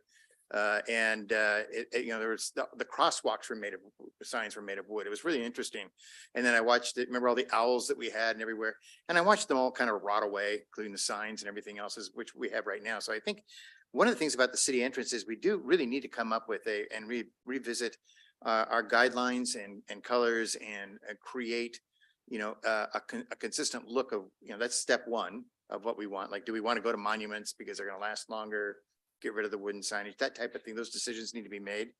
And then I really like the idea of being consistent across our city. I think that would create such a feeling of, it's smart to replace sodium with LED. That's a really smart decision. But the one that's going to really hit the citizens is when they see these beautiful signs as they're coming into their home. Councilmember Takei mentioned, banners for Christmas, the holidays, the fall, the summer, just kind of creating we're part of this great city that we live in, and we're thinking about you. So I do think your entrance wayfinding is a really smart one. I would like to see that scoped out a little bit more. I think as you do, you're probably going to be looking more at $500,000 and 300,000. But That's where we started. yeah. But the other thing is, if I could put in just a small plug for cities, sometimes have a signage, a entrance. I don't know what the word is for it. Maybe you do, Director Todd, but a waterfall, maybe a mill, that has a wheel that's turning, and we've lost our mill that was part of our logo that became the Ardent now because it got sold. But creating something a little bit more dynamic, engaging, that actually, the entrance to Mill Creek sign at 527 and 165th is a nice, beautiful, big brick sign, low maintenance, but doesn't do much. But that's a big space that we could actually build something really exciting for our city. Just that you're in the heart of Mill Creek. You're But along with the signage, I think as I was reading through these, the one that got me the most excited was the city entrance and wayfinding. The other ones are all smart and should be done. Don't get me wrong, but I really like that one and I really look forward to seeing that one get scoped out. And I would support that. The more you get into that and the more it could do for our city, because I think that would be something our citizens would really embrace and feel good about and would feel good about the expenditure. Councilmember Duque. So I was agreeing with Councilmember Steckler about the scope and where we are, because that's, and especially with what Mayor Holtzclaw said in the beginning about this is the study session and, you know, and what we were hoping to achieve. Because when I read the, when I read, I don't know why the word is, the ordinance, that you were hoping that we would approve today, it just gives us like a big blank number, or not a big blank number, but it says, you know, designate authorized to undertake these projects, you know, listed in Exhibit A, but we don't, and then it has a number, but it doesn't, I don't feel comfortable voting to move forward with this part, with just saying that number. I mean, and it, because I don't know more aligned with where we are in the projects, the different, what is it? Director Todd, you were saying, because I love a project plan, but you know, where we are in the Concept stage scoping. where we are on the concept and scoping. So you know, if it's a question about approving to move forward with something so that we can do scoping of the concepts, fantastic, right? I'm comfortable with that. But then I'm not comfortable with saying like, this is money, because you don't know what it is. So if you're looking to us to say, to move forward with doing that initial scoping of concepts, or whatever that next step is on some of these projects, or at least maybe that's the direction it could have come to us, is these are the things that are in this part of the phase or in this scope, this section. So can we move forward now to do this versus the one that are just concepts that we haven't scoped out, versus like you have in the next section? Because I know what you're saying is that we've reviewed these already. These are based off of conversations we've had, but we only reviewed them. We hadn't said yay or nay to some of these. And we did in terms of like theory, but now you're giving us numbers that it turns out. No, let's not get too far afield. I think really it's important for us Am I to missing focus on something? that bottom number. Any project, I think we're getting hung up on how they preliminarily allocated, how that chunk might be used. I agree I with you. think we should focus on the 770, put parentheses around the numbers next to each line item, because those are just wags. And let's remember, this doesn't give the staff authorization to proceed with any of these projects. It authorizes them to take the next step and bring back to us a more specific proposal that we get to say yay, nay, maybe. And I think that was that's why I'm asking this, because it didn't read that way Yeah, no, in the ordinance. It read to me that we're moving forward. And I agree. I was focusing on just the total request, because you never know if one thing comes under. So if that's the understanding, then I'm comfortable with that. But staff needs some direction to take the next step. Yep. And that's what they're looking for tonight, is not for us to commit that 300,000 will be the number for the city entrance and Wayfair.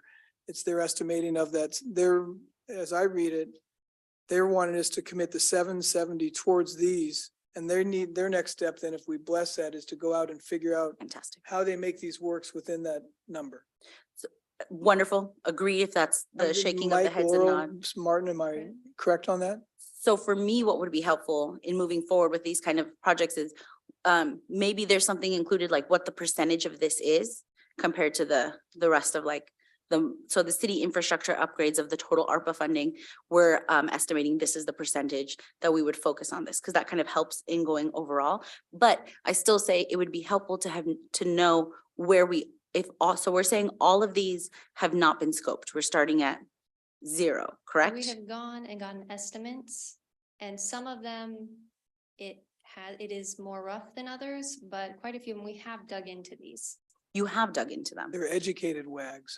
Yeah, we just. Perfect. That's what I need to know, because that could be it. That's, you know, when you're looking at that scale of like where we are from start to finish, this is like in that zone, but it's helpful for me to know all like in this, and as we've been able to discuss and as we'll keep going, is where are we in that? So they're educated. I would remind you that this is the maximum that we are asking for allowance to spend on these individual projects. If it ends up being more, we can come back and ask for additional funding, or we can say, hey, our entrance and wayfinding signage didn't actually end up at 300,000. So we're not gonna be spending 300,000. And then we'll be updating you as we move through these different projects. Because it is essentially, it's like grant funding. Great. So you know, council will be involved as we move through these different projects. We'll be keeping you updated. And, you know, we'll let you know, hey, this is where we are on these different projects. And we expect to have X number of dollars remaining from the initial approval from the 2-7 projects. Fantastic. Thank you. Thank you. I got a quick comment. That is correct, and this is going to be a journey that we will all take together. And as we move forward, you'll be updated on things that are happening, if not monthly, quarterly. The dollar amounts on these projects are high enough to where we're going to need your approval anyway on a lot of things, and how we adjust that, we'll see how we move forward.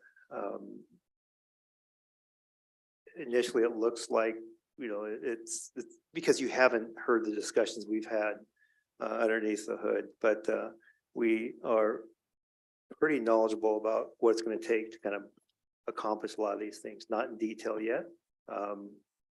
And keep in mind, there's a lot of different, the projects are different as well. We have equipment and some of these that we need to procure or get quotes on immediately, whether we use funding, general funding, or this funding, we will probably continue to move forward.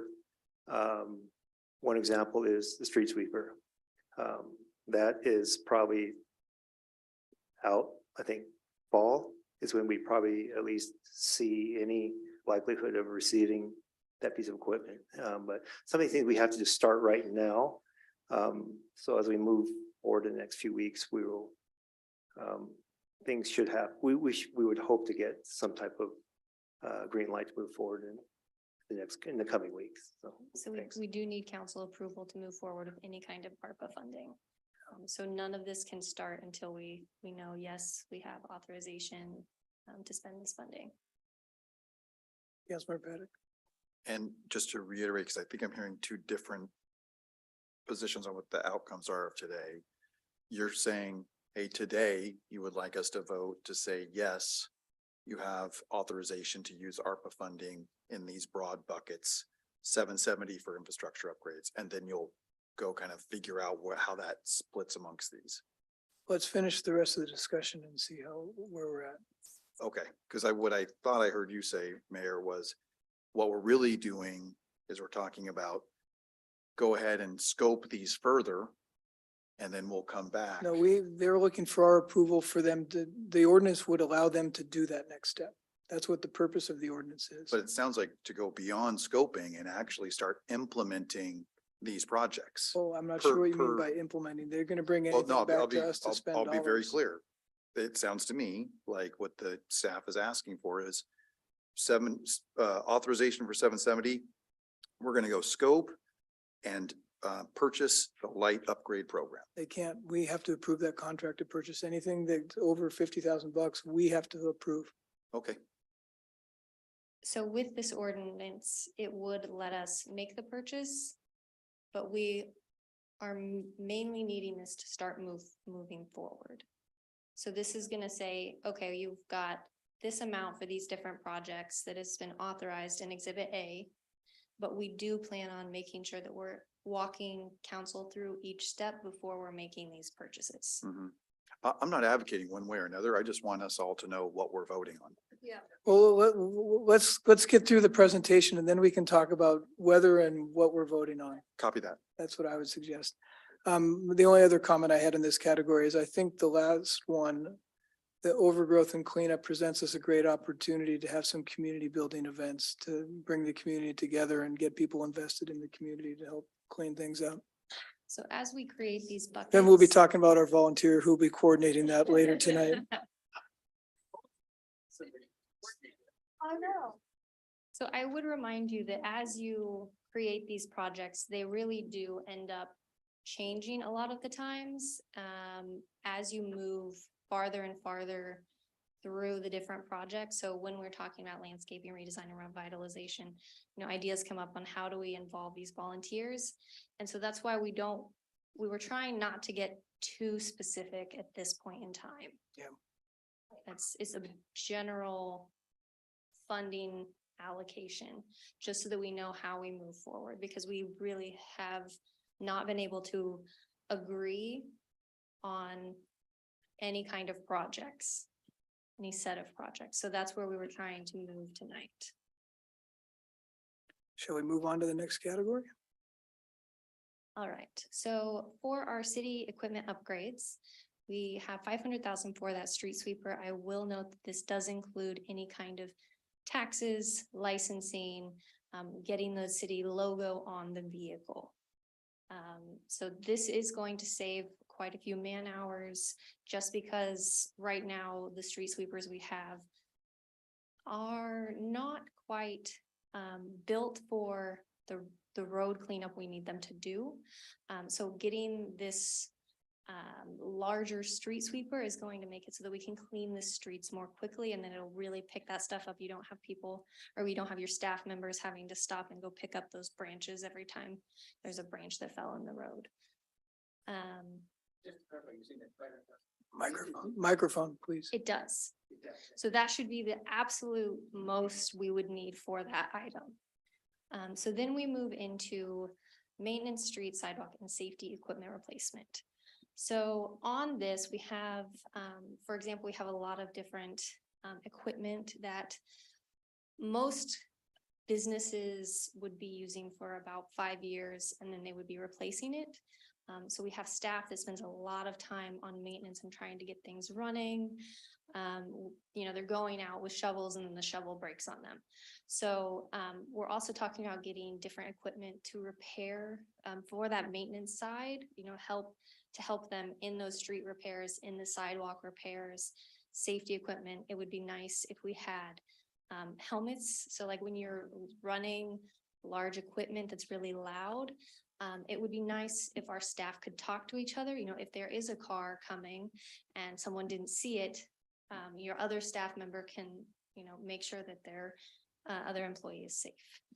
So it's items like that, you're just having the right equipment when you go to the job makes things go much more quickly. And so that's what we've been really focusing on. So then we're going to move into the networking switch replacement and maintenance agreement. If we get too deep into these, I may end up tagging someone in. So essentially we have, there's a switch replacement that we don't have backups for. So if something were to happen, if we had a switch go bad on our network could completely go down for a day or longer. So this really is a best practice, and then having a maintenance agreement to have someone be able to come in and fix that. It's essentially an insurance policy on our networking equipment. And then it just helps increase security. So then we're going to move to the safety and security system upgrade. So this is, we've had a lot of vandalism recently. So we've spent, just in 2022 alone for the sports park, we spent around $15,000 in vandalism costs, replacing doors, toilets, sinks, lights, because they're just pulling the stuff off the wall. It's not great. So we're talking about getting a security system at these different locations to help with that problem. All right, does anyone have questions on these? Councilmember Takei. Oh, it's gonna be on me all night. Doesn't have to be. Oh, no. Oh, it will be. Now specifically, because you said it that way. So I'm really happy about the safety and security system upgrades as someone who was on the Parks and Recreation Board and who consistently heard about everything that would keep happening and how many times people had to go and the investment. I really appreciate all this is happening here. I just want to, I don't know if it's just because of the cost or maybe because of the security system you're looking forward to any of the other parks and their restrooms. I know they're not as hit as sports as Freedom Field is, but I do know when it comes to people hanging off of things or restroom vandalism, any of the parks that have restrooms, I would ask you potentially to consider including at least in the scoping out of what that looks like. Maybe this is a test case. You see how this system works, and then it's additional funding that we then have to do either way. And then I had a question on the maintenance agreement because I thought we weren't doing long-term. Like this is just, is it the initial maintenance agreement? And then after that, we'd have to find it in our regular budget. Thank you very Yes. much. I like the nodding of head. The nodding was for the short term or the long? It's short term. Councilmember Allison. Thank you, Mayor. We would be putting safety equipment at the library because we own the property. We own the building, and so We when own the somebody building. breaks the windows, we pay for them, Thank you. that kind of thing. Yeah. Which has happened too often. And if I could add something as well, this isn't just about the safety of the buildings and the vandalism. This is also has to do with our employees that work here as well. And also liability coverage for incidents that may occur in the parking lots and things of that nature. So this is video and audio equipment that would be very beneficial to for several different reasons. Councilmember Paddock. And I think this is probably a comment just on most of these, which is, as you're going through this, it'd be very interesting to understand what other cities are doing, not whether to do them, but how they're implementing. You know, it's kind of wisdom of crowds type of thing. And we'd love to see that output if that comes together.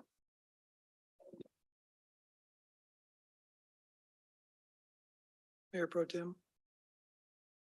Thank you, Mayor. Also, are we applying for funds for this from the state for the security?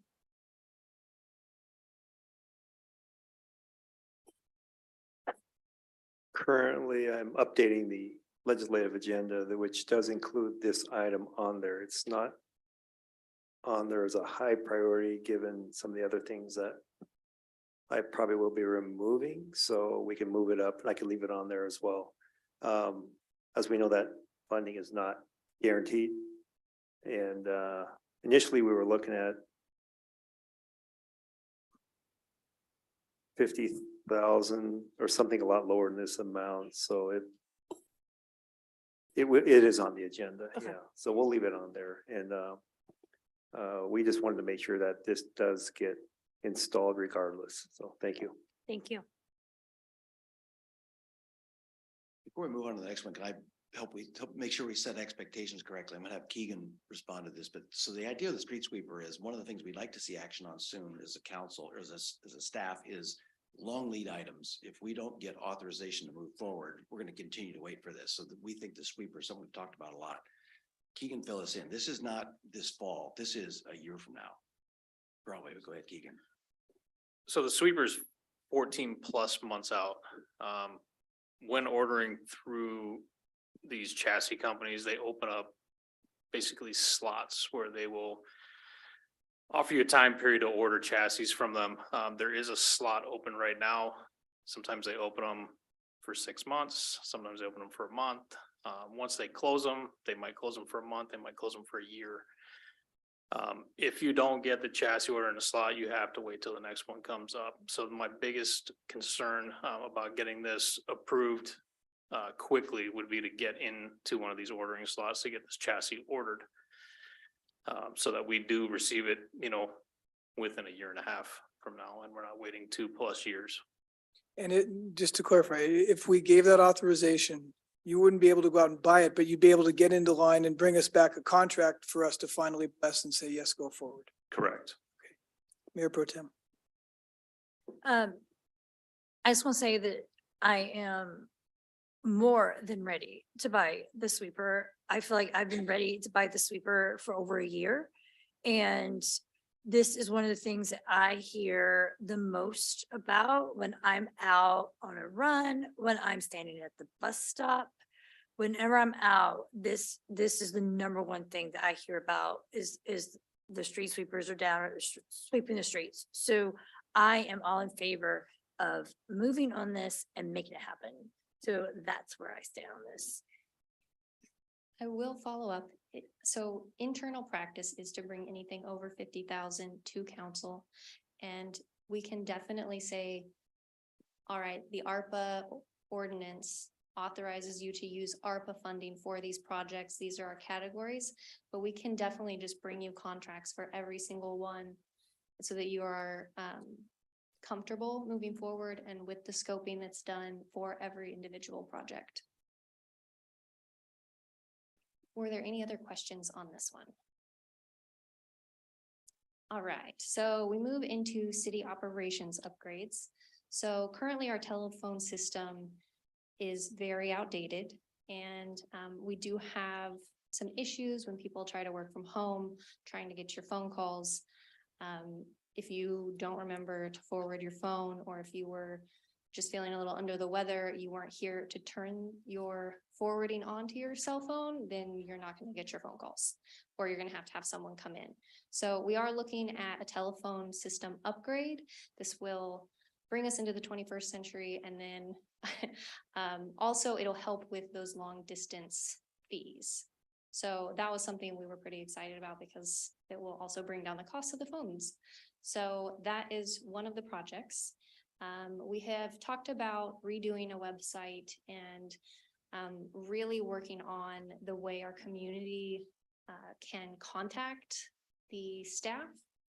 So we are looking at different communication platform redesigns, how we incorporate that into the website, what we want that to look like. Again, this is it's an estimate. We don't know what the final, we would have to go out for bid on this kind of a professional service. We would have to be going out and finding who we think is going to be able to do what we need. For the Springbrook system upgrade, this is going to be pulling our HR function, our payroll function back into Springbrook. So we have it in ADP currently. So that will bring those fees down also. This is going to have, this is going to allow us to pull the types of reports that council has been asking for. This is going to have standard reporting that we say, this is what we want to run. It's going to involve training for all of the staff because we have very limited historical knowledge. I've done what I could. We need a very robust training on all of the different features. And we've been talking about, we're going to be creating those reports as well. So while we have standard reports that are usually around 5,000 to 10,000 a piece, to have them pre-done, we'll also be working on the backside so that our staff knows how to use our system to its fullest. On the IT equipment and setup, this is going to be for our police substation. So that's going to be your phones, computers, network racks, switches, all of the startup costs for this new site. So then we have 360,000. This is going to be for 2 years for our Deputy Director of Public Safety. This is going to be someone that really is the right hand for our new police chief. So this person is going to help with the different leadership team, bandwidth across the different across the department operations, the administration of programs and projects. We're looking at a policy review. I will say this position had previously been in prior budgets, and it had been a top recommendation from the Center for Public Safety Management. So we do feel like this would be a very good direction to be moving. So this would be the funding for 2 years. And then we're talking about a fee study and how that's going to impact revenues. And so we do expect to be able to adjust expenses, bring in additional revenue to cover this position later on, but we will do this as a temporary regular position. Is this a commissioned officer? I mean, previously in the budgets, we had a deputy police chief, and I believe we changed that title to police chief slash director of public safety, correct? So is this the same position as what we previously called the deputy police chief? So what we've been looking at, so if you look at my job description, it's director of public safety slash chief of police. Right. So with this position, it's not necessarily a need or requirement to be a commissioned position. Okay. But it could be. So it's slightly different than what we've contemplated in the past for the deputy police chief. It's slightly different and it opens up some more possibilities, but what we're really looking for is a leadership team concept, a more collaborative approach to our department. And with the expectations that we're trying to set as far as accreditation, as far as this policy lift, as far as removing ancillary duties from patrol sergeants who should be in the field with their staff, making sure that we're functioning properly, overseeing the work that's being done on the street, and now bringing those ancillary duties back into the administration side, such as fleet management, training, quartermaster, scheduling, things that can be done from that from that individual rather than done by the sergeants who should be out there with the patrol officers. Thanks. All right, and then just the last one is the comprehensive plan update that happens every 10 years. We did only include the amount that we are estimating it to be outside of the grant funding. So we are hoping to get a few different grants for this. And so this is the remaining amount that we didn't feel we could cover in the budget. We had that discussion during the 23-24 budget discussions. Any questions? Councilmember Steckler. You always try to get me before I can punch my little button. Couple thoughts, suggestions. Again, I think these are great ideas. On the website, you truly don't know the price of a website until you complete the scope document. So really what we want to have you come back with is a certain amount of money to cover the creation of a website scope of what the new website would look like page by page. And then from the scope, you can price out exactly what the website cost would be. Depends on what we want for it, but definitely, I think the first step is you might be shortchanged asking for 100,000 when you find you need 200 or whatever. Depends on what we want to accomplish with it. The goals of the resident communication, totally agree with that. Yes, something that's easier to use. And I apologize for going back one page, but I've been thinking about this, and I do want to make a comment about it. The safety and security system upgrade. You mentioned a few places, but I was thinking back on a story about some city, everybody knows this except me, I can't remember the name of the city where there was a big crime issue and they were trying to figure out how to resolve it. And so the new mayor or whoever it was just put cameras throughout the city and on the street corners, outside, troubled places. And the deterrent of those cameras reduced the crime level significantly, in our case, vandalism. And I think about our parks and how important they are to us. And if you're going to do this, if we could say that we have cameras at every one of our parks where kids are playing and the risk of issues, but also just vandalism alone, it's really bad to vandalize a place that's got a camera on you. So it's a great deterrent. And I do think that vandalism is going to get worse in our city if we don't be proactive and maybe do a little bit of overkill. But I think in the long run, I know the Kiwanis Club donated 2 benches to the sanctuary park, which isn't even open to the public yet. And still the vandals went in and they tried to rip those benches out to throw them in the water and they couldn't rip them out. So they burned them up, but they're made of polymer. So they didn't burn, but all they did was make a melted mess. So the amount of vandalism is really harsh. And I think of our other parks, they're a precious asset of ours. And if we could promote that we have, every park is covered with a remote camera, main streets. I mean, we could be that idea of being the safest city. Somebody, I think it was you, Mayor Pro Tem, an idea of doing something like that, which we are a small enough footprint, we could actually do it. Could be a really huge idea. So I just want to throw that out as to when you're thinking about that, maybe making it a little bit bigger just to, take it one step further. That was it. Councilmember Duque.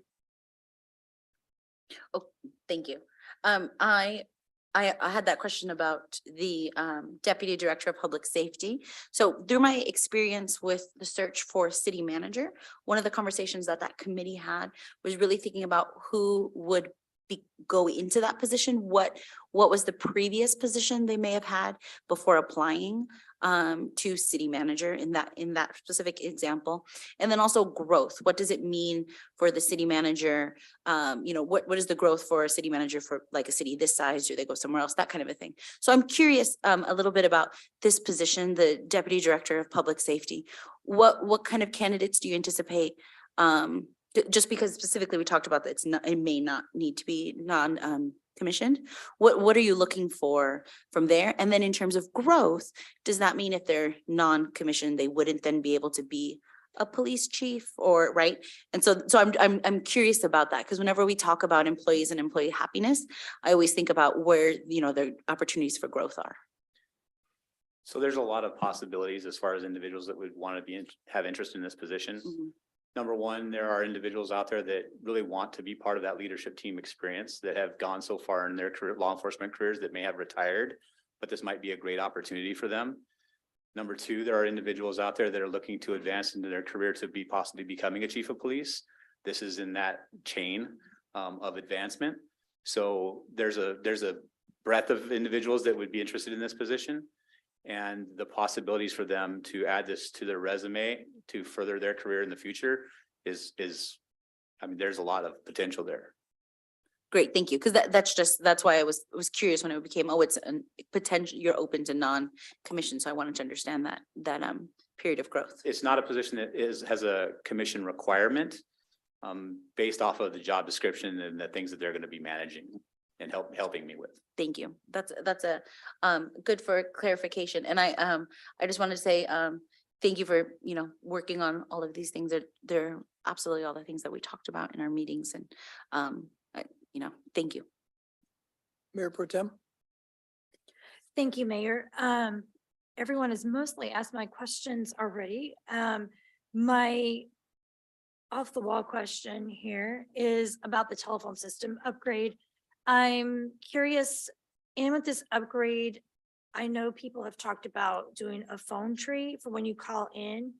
And I'm not in favor of a phone tree personally. So I wanted to know what we're getting with this. And is there an intention that there would be a phone tree when you call in if the system is upgraded? I have not heard anything about a phone tree for this, so I don't know why we would change that.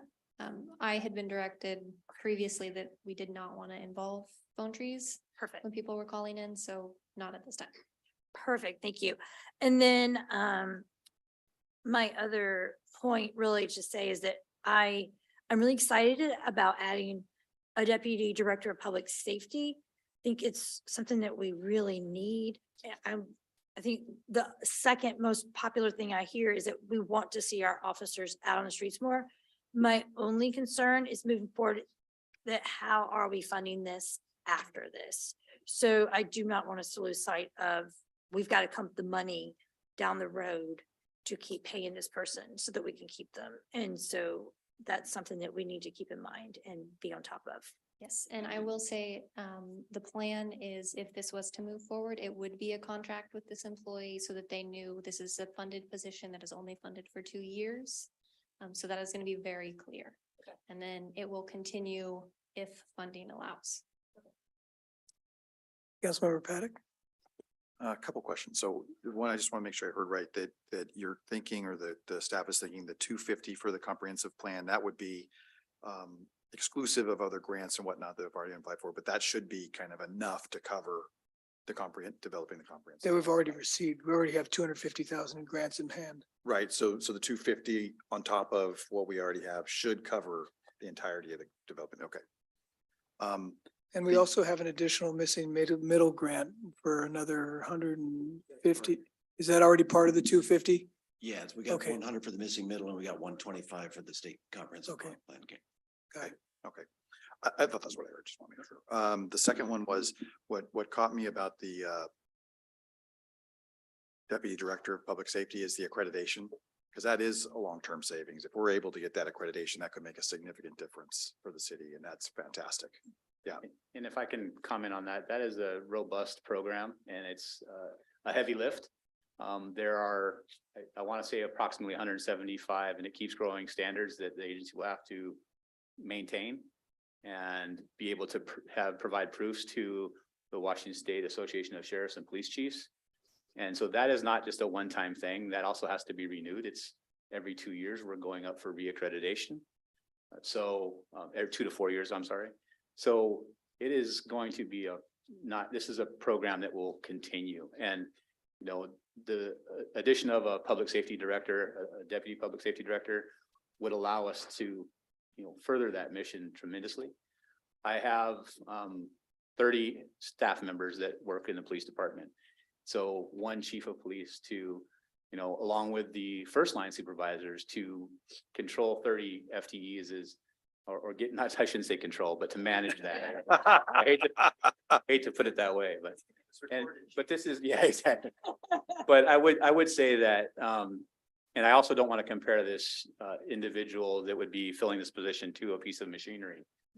But it is on par with that street sweeper that we talk about. This is something that we need to be moving forward immediately, though. I mean, that's how I feel about this. This is something that I think that the Public Works Department needs that street sweeper. And so I'm just encouraging you to think about those things and understand that we're coming from. These are not simple asks that we're making, and we've really put a lot of thought into these proposals and have that understanding. Some of the local areas that have lost that accreditation are feeling that pain. So to gain that accreditation and get the benefits would be There's other municipalities that aren't even trying to go that route right now based on where we are we just don't know what's going to happen over the next few years. So. And then lastly, just to go back to the other cities, as far as it goes on the website, I mean, perfect place to do some benchmarking and even looking at picking up the vendors that we would want to emulate. Thanks. All right, so our last one is for the proposed projects that will be included in this ordinance that we are going to discuss is the citywide fee study.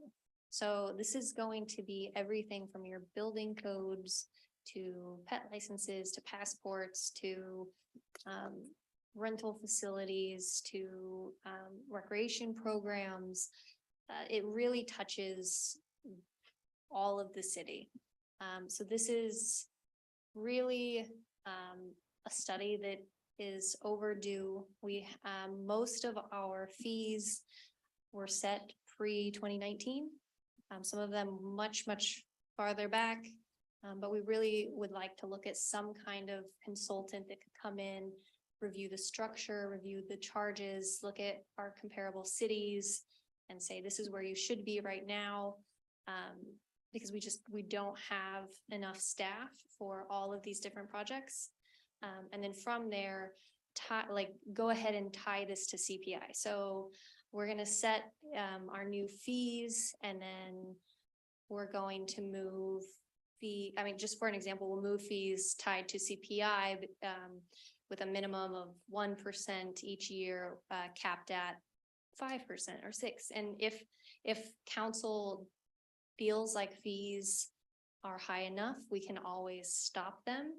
So this is not something that has to be permanent. It can just be moving. And then if future council decides that they don't want the fees to continue to grow, they could stop it. Are there any questions on this one? Okay, so. Not a question on that specific one, but I know that this was before I was on the council. I thought I remembered there was also a study, and I thought Director Todd might have been the one that had proposed this or had talked about this around not just fee generation, but a study on how to ensure that we are receiving what should be collected as part of Mill Creek. So online purchases, is that revenue going to Bothell or is it going to Mill Creek? Sales tax for that matter, Bothell versus Mill Creek. I would think there would be some. Pardon? Bothell. Sons of, they're probably not accredited. Yeah. But in any event, it seems like the Airbnb, VRBO fees, it seems like it would be worthwhile to spend some amount of money to look like, to assess what it would look like to do that type of study. Even if we don't want to go so far as funding a study, what would it look like? I do think that could definitely fall into this category. I had talked to someone, a consultant that had been a part of one of those projects. And it's not that expensive to have someone go and look at all of the businesses and the zip code that they're reporting, because it's really just that last 4 digits, making sure if they're in our boundaries. It's just, it just takes a long time. It's not super difficult. So I would agree, and with the Airbnb revenues that we could potentially be getting for the lodging tax, that kind of thing, I would agree. So total tonight, we're looking at about $2.5 million. Again, I will say this is the approval to use ARPA funding for these projects. We can still bring any contract related to ARPA to you. So if we're going to spend money on an ARPA project, we will bring that contract to council. That is not an issue. I have a suggestion to keep us from getting high centered. I would suggest we rewrite section 1 of the ordinance to read, the council approves using a portion of the city's ARPA funds in an amount not to exceed $2,520,000 for the projects listed in Exhibit A, and authorize the city manager or his designee to undertake scoping and planning for these projects, subject to council final approval of contracts to implement any individual project. Does that kind of get to what everyone was thinking we would be doing? Okay. How do we make sure we add on the piece as far as it's not just doing the fee study, but also ensuring that we're collecting the sales taxes that the cities do? I don't think that needs to be in the ordinance. I think that's direction we can That just can be give. in the staff. scope. Good. So my question on the remaining slides, were those potential projects to be added as part of the 2,520,000 or on top of? So those will be in addition to under a different ordinance. Okay, so that's part of the other 3,319,000 that we have left to spend that we could Correct. consider for. And I do want to clarify on this ordinance, it did talk about, we had the retention incentive piece that in our presentations, we talked about how it was going to be approximately $300,000, and it came out at $318,447.54, I believe. So it was slightly above that. We knew that that could be where it was. I will say I didn't catch that in the ordinance. We said with a maximum payout of 300,000. And so in this ordinance, we do have language moving that up to $318,447.54. That's part of the 2,520,000.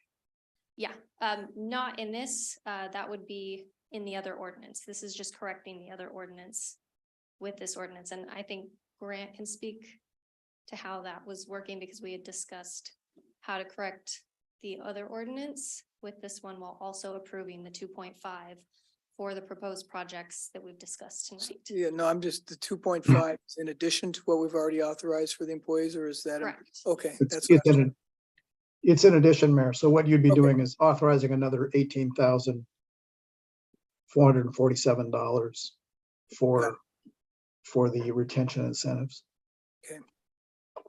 So is the intent to discuss the additional projects another night and not to get into those and focus our discussion tonight on the 2,520,000 that's been presented? We did have some representatives from the Arts and Beautification Okay. Board and the Parks Board, just so that we could at Okay. least get these in front of council, so that we could start working on getting amounts, estimates for the different projects, just to see if council supported what we were looking at for our next ordinance. Would you like us to take action if there's so desire on the ordinance for the 2,520,000 and then have that discussion? That would be amazing. Okay. So let's have a discussion and possible motion on the ordinance if people are comfortable, and I have written down the language that I read if anyone wants me to reread it. I second your proposed motion. I can't make a motion technically. Councilmember Duque. That's actually, I was gonna say, could we call to motions? I'd like to move to approve this ordinance. Move to approve this ordinance as With my language. with Merrill's clause Would language. you like me to read it? I'll voice it if you could read it. Oh, that's fine. Is that okay?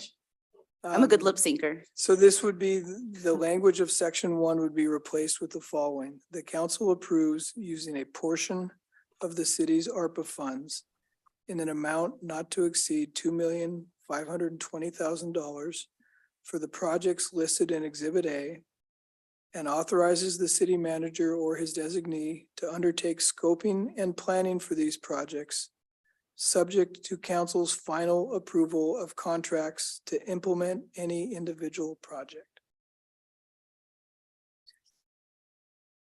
I'll second it. Any discussion? Councilmember Duque?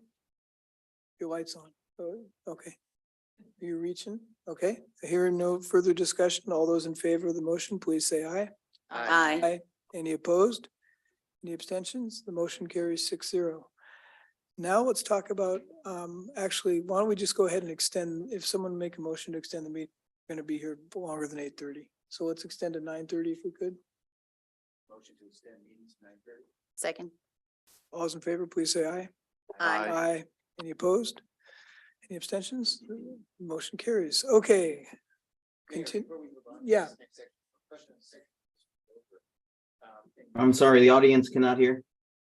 I'm so sorry. Before we move on to this next section of ideas, on the section we've just gone over, I like the ordinance, we've approved the 2.5, but do we want to make a motion to give them, give the city the go-ahead on 3 of the items that had some, long lead times, like the street sweeper, the deputy director of public safety, and the citywide fee structure, because those have a long tail that I think with this ordinance, we just gave it that authorization to we gave proceed them to with go ahead those, to proceed with it or to come back to us. to with come those? back to us. Okay. They have what they need, I believe, for instance, on the street sweeper to now take the steps to see if we can get in line to get in position to buy ones that they could bring back a contract to us. We don't need to Grant? move ahead, that's fine, but I was just thinking if we wanted to give them How do the you see approval it? to move ahead on those, I would support that. Oh, there's city attorney. Thank you, Mayor. I was just gonna say, any of these contracts are gonna have to, if they are over $50,000, they're gonna have to come back to you anyway, so. So I don't think you need to specify it because it will be, it is required by our municipal code. Right, okay. Answer the question, John? Okay. Oral, please proceed.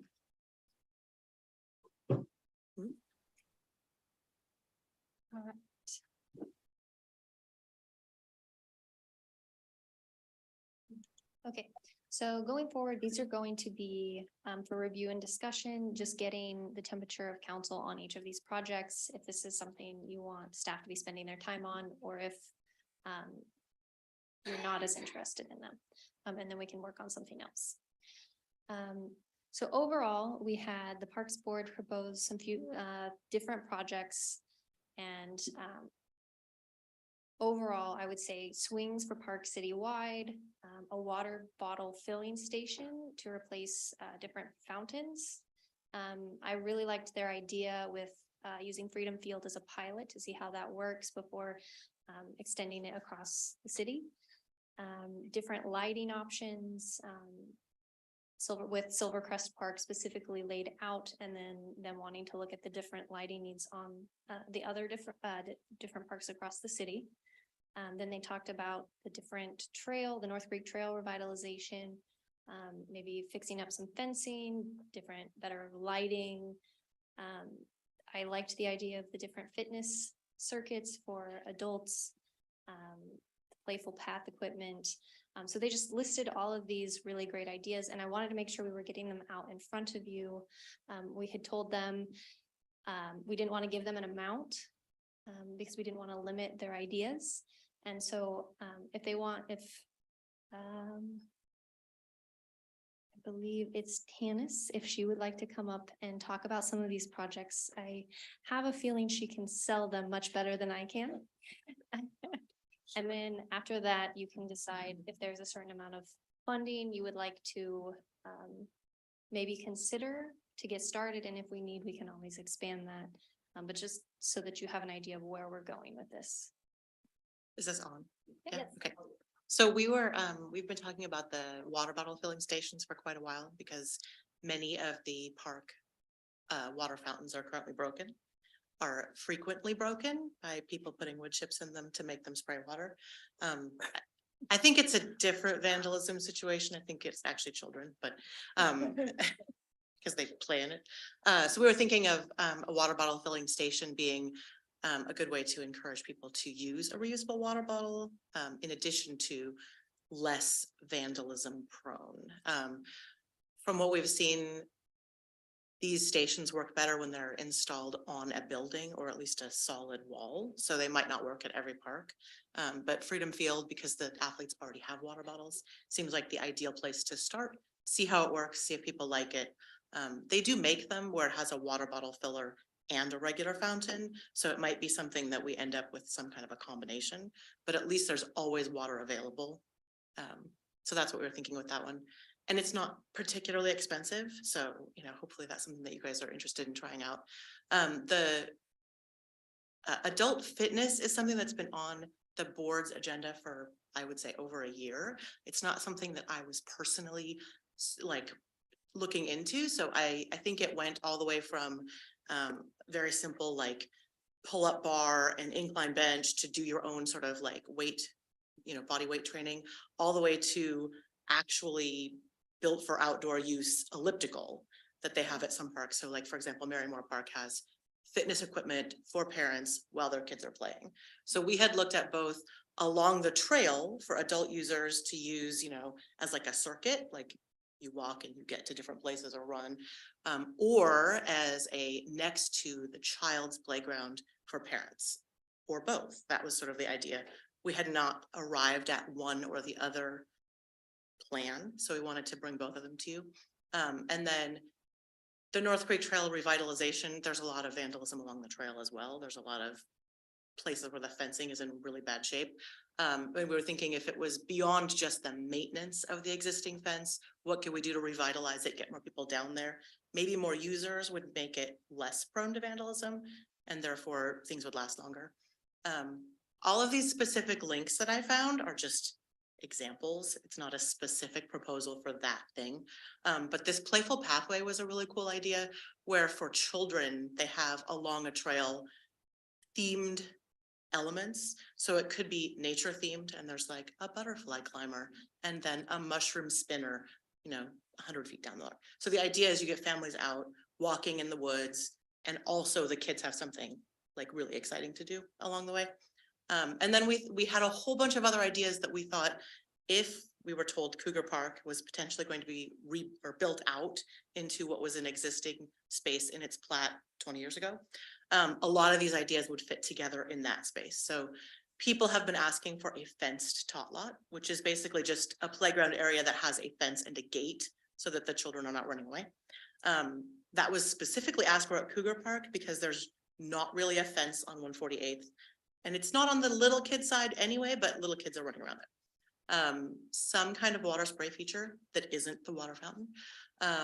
Possibly an off-leash dog area, although I don't know how neighbors would feel about that at Cougar Park. It might be too close. Using some of the existing nature space and keeping some of those trees there to have some kind of a nature trail would be a really nice way to use that space, particularly as the wetlands survey comes back. If we can't use all of it for actual structures, maybe we can go around it with, again, some kind of playful pathway or just some kind of nature trail. And then finally, the teen and adult obstacle course that I saw, this is sort of taking the adult fitness to the next level and making it a really cool I don't know, exciting element to put into one of our parks. These are actually designed for teens and adults, and they come with an optional timer. It's like American Ninja Warrior training. And then you can actually time yourself on it. I'm not gonna use it, but I could totally watch everybody else do it. Looks like a lot of fun. We don't have a lot of things in our parks right now for teenagers. They're using the parks, maybe not the way we want them to be using them.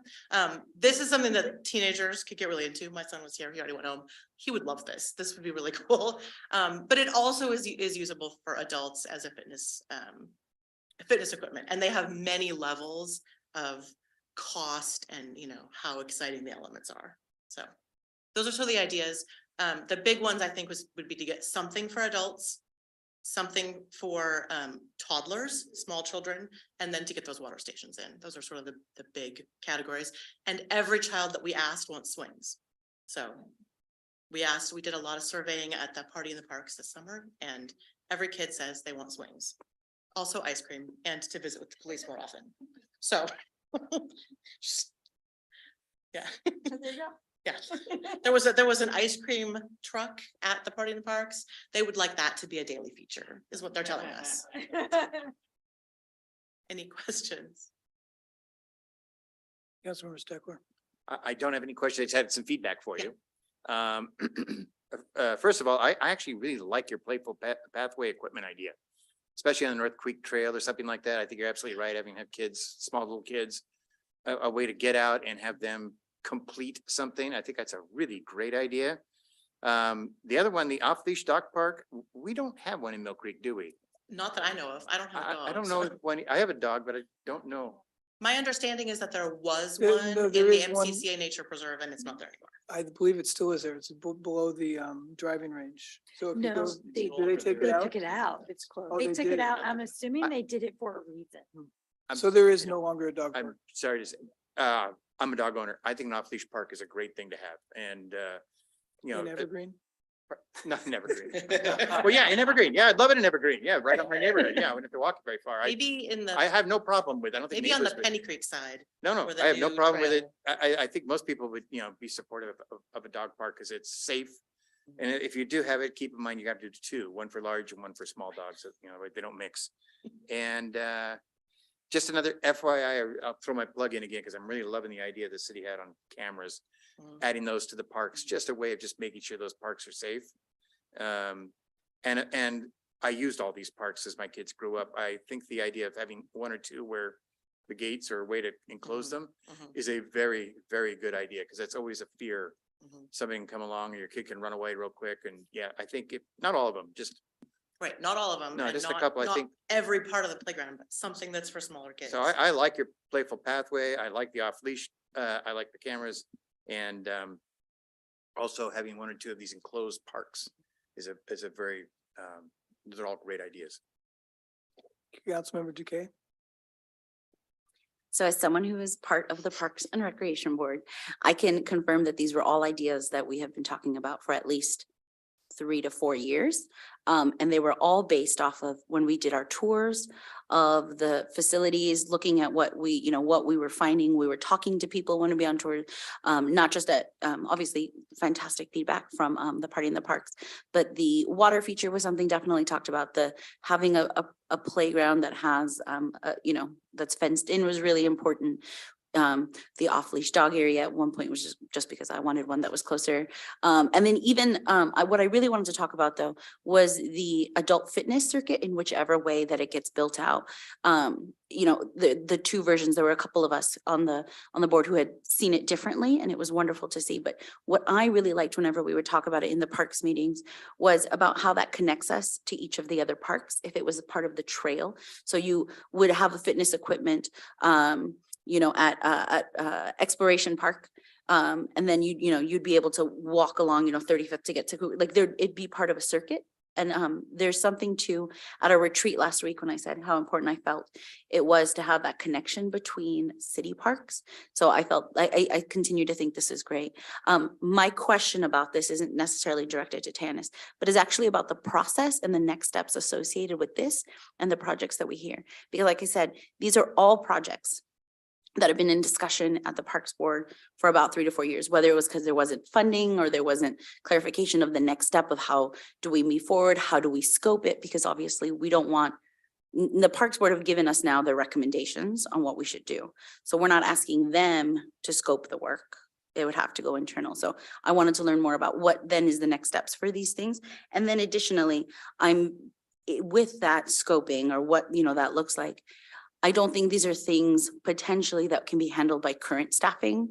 I think these are things that we would need additional support to be able to either work to figure out how to get them done, or maybe it's in, if there's an off-leash dog area, the maintenance associated with it, or the circuit, that these are all things that we would have to increase our staff for maintenance. And so keeping that in mind when scoping or thinking through these projects and what does it mean, not just for the money from ARPA, but also then implementation of it. So then I'll pause now. So Respond. Go ahead. So we could start with, is there an amount you would like us to see what we can shape and what we can create with, or are there specific projects that you would like us to focus in on? Well, let's get through the discussion so all of us having some opportunity to provide input before we start talking about next steps. I agree, we need to talk about next steps, but let's get out on the table our comments on all these things. Perfect. Thank you very much. Which one of you is next? Mayor Pro Tem. Thanks, Mayor. So the water bottle filling stations, yeah, absolutely so excited because you're right. All of our water fountains seem to be hit or miss, like they're not working or they're not shutting off. And it's kind of sporadic, so I'm not sure what is catching on those, but I run into it at all the parks that we go to, and that's been the case for a while since Cora was little. And you are right, the little kids put chips in there, so because they're little. So I don't know what to say about that. So yeah, I think that is something that would really enhance the parks to start with the pilot program. Would make sense to start at sports field, because that is going to be the most used with water bottles. Come through and see how well that goes across. But regardless, I do think that the water fountains need to be looked at in all the parks because it seems to be an ongoing issue. Another thought, I actually haven't thought of this myself before. So the idea of fencing in one of our parks. I know when Cora was really little, we used to always go down to Tambark Park because it was fenced in. And now that she's older, I don't bother going down there. But it was really nice when she was at that age where they're young and they're running off and you don't want to have to worry about them getting into the road. And having one of our parks be fenced in like that, I'm not sure how expensive that would be, but I think I would be interested in looking into having one of them that way, because it would allow the parents with the 2-year-olds and the 3-year-olds somewhere we can go and not be quite so stressed that they're going to run off into the road.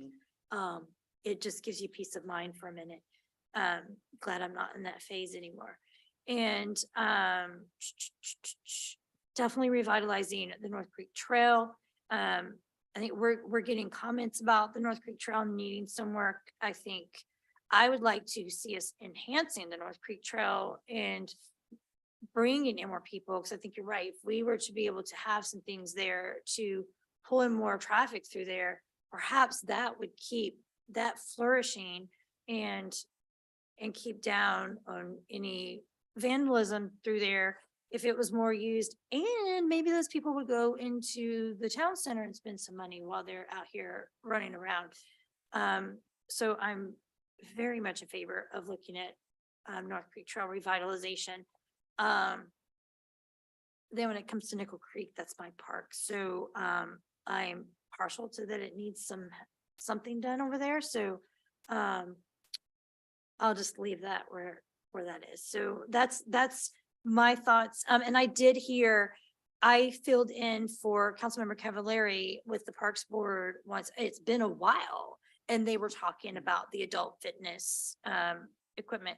And I do see things like that in different places. So I do think that could be, I may be seeing it different though, 'cause I think could we manage to implement something like that along the North Creek Trail or something so that when you're going, then you could stop and do your sit-ups or whatever.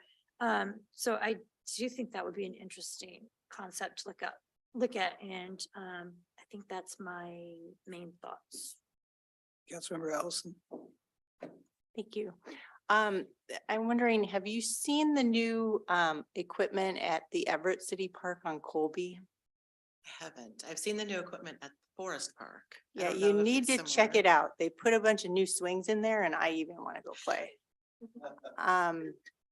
And the other idea is I love all that. The one thing that kind of scared me a little bit was our vandalism and thinking about elliptical equipment out in the parks. So that would be my only cautionary, Right, I don't know. what would happen to I don't know those? how they make them rainproof to begin with. So I think that would have to be something that was looked at in the scoping of that project, for sure. I would be all in favor of the Parks Board moving forward with looking at the first 4 bullets. I think we need to have a lot more discussion on the 4th bullet or the Cougar Park. As the only resident of Brighton, there is a big parking issue there. The school districts closes the gates for a good part of the year. There's effectively 3 parking spots on the street on 132nd. And I'll tell you, when there's more cars there come into the park, they don't park on 148, they park in the neighborhood. So I think we really need to have further discussion at the council on what the parameters would be of a potential use of that park before we unleash the Parks Board to take and run with looking at something. And the other bullet point on Cougar Park that isn't up there is we had a young man, I recall several years ago, come testify what a great idea would be to have a cycling path, mountain biking trail through Cougar Park. And I will throw out that Venture Church has some interest in possibly partnering with us on a potential use of the park property because they have a need for more parking.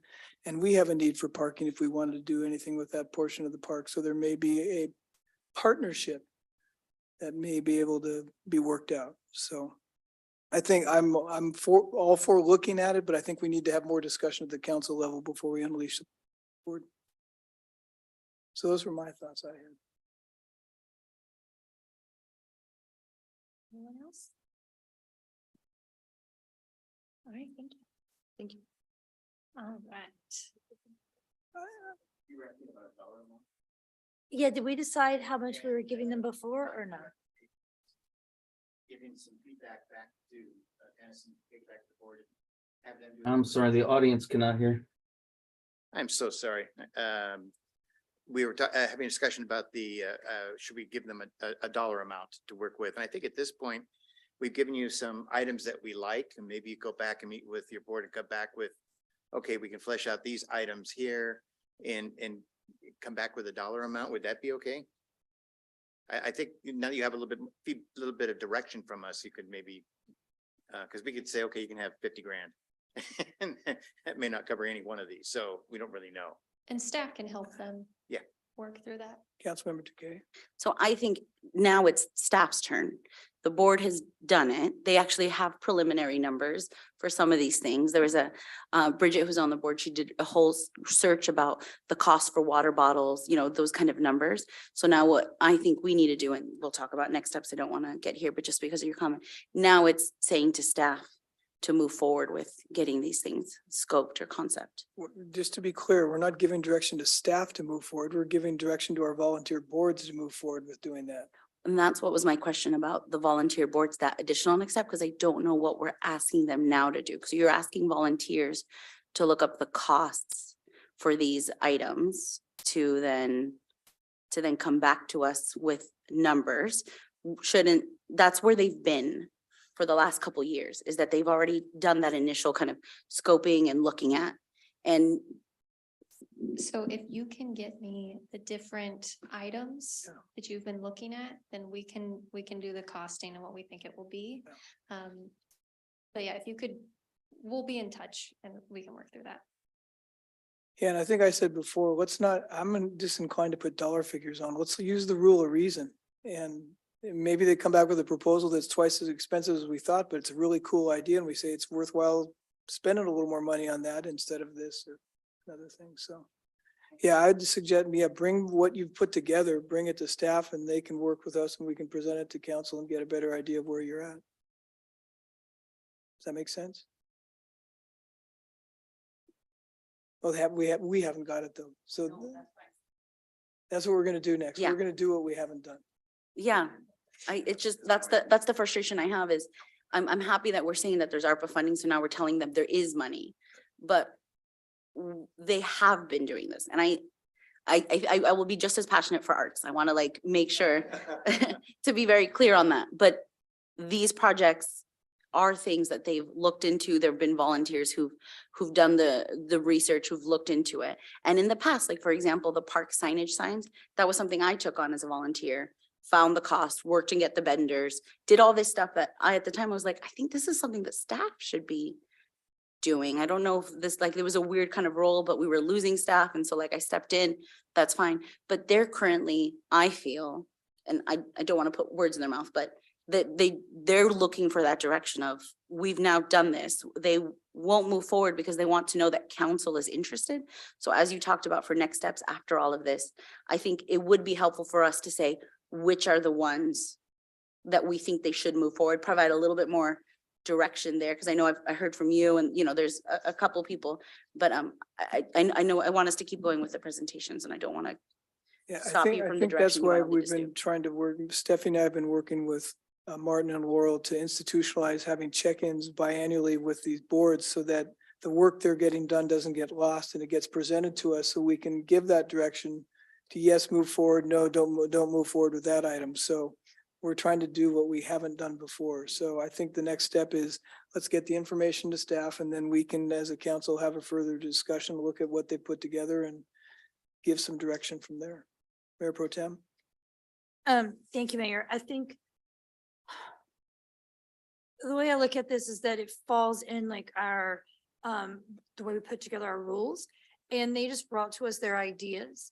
And then it's our role to say which one of these that we are interested in learning more about. And then once we say which ones those are, then staff should be looking at those ideas and see, because I feel like that's do we have 4 of us to bless it? And then if we have a majority that blesses an idea, then it's the idea to move forward.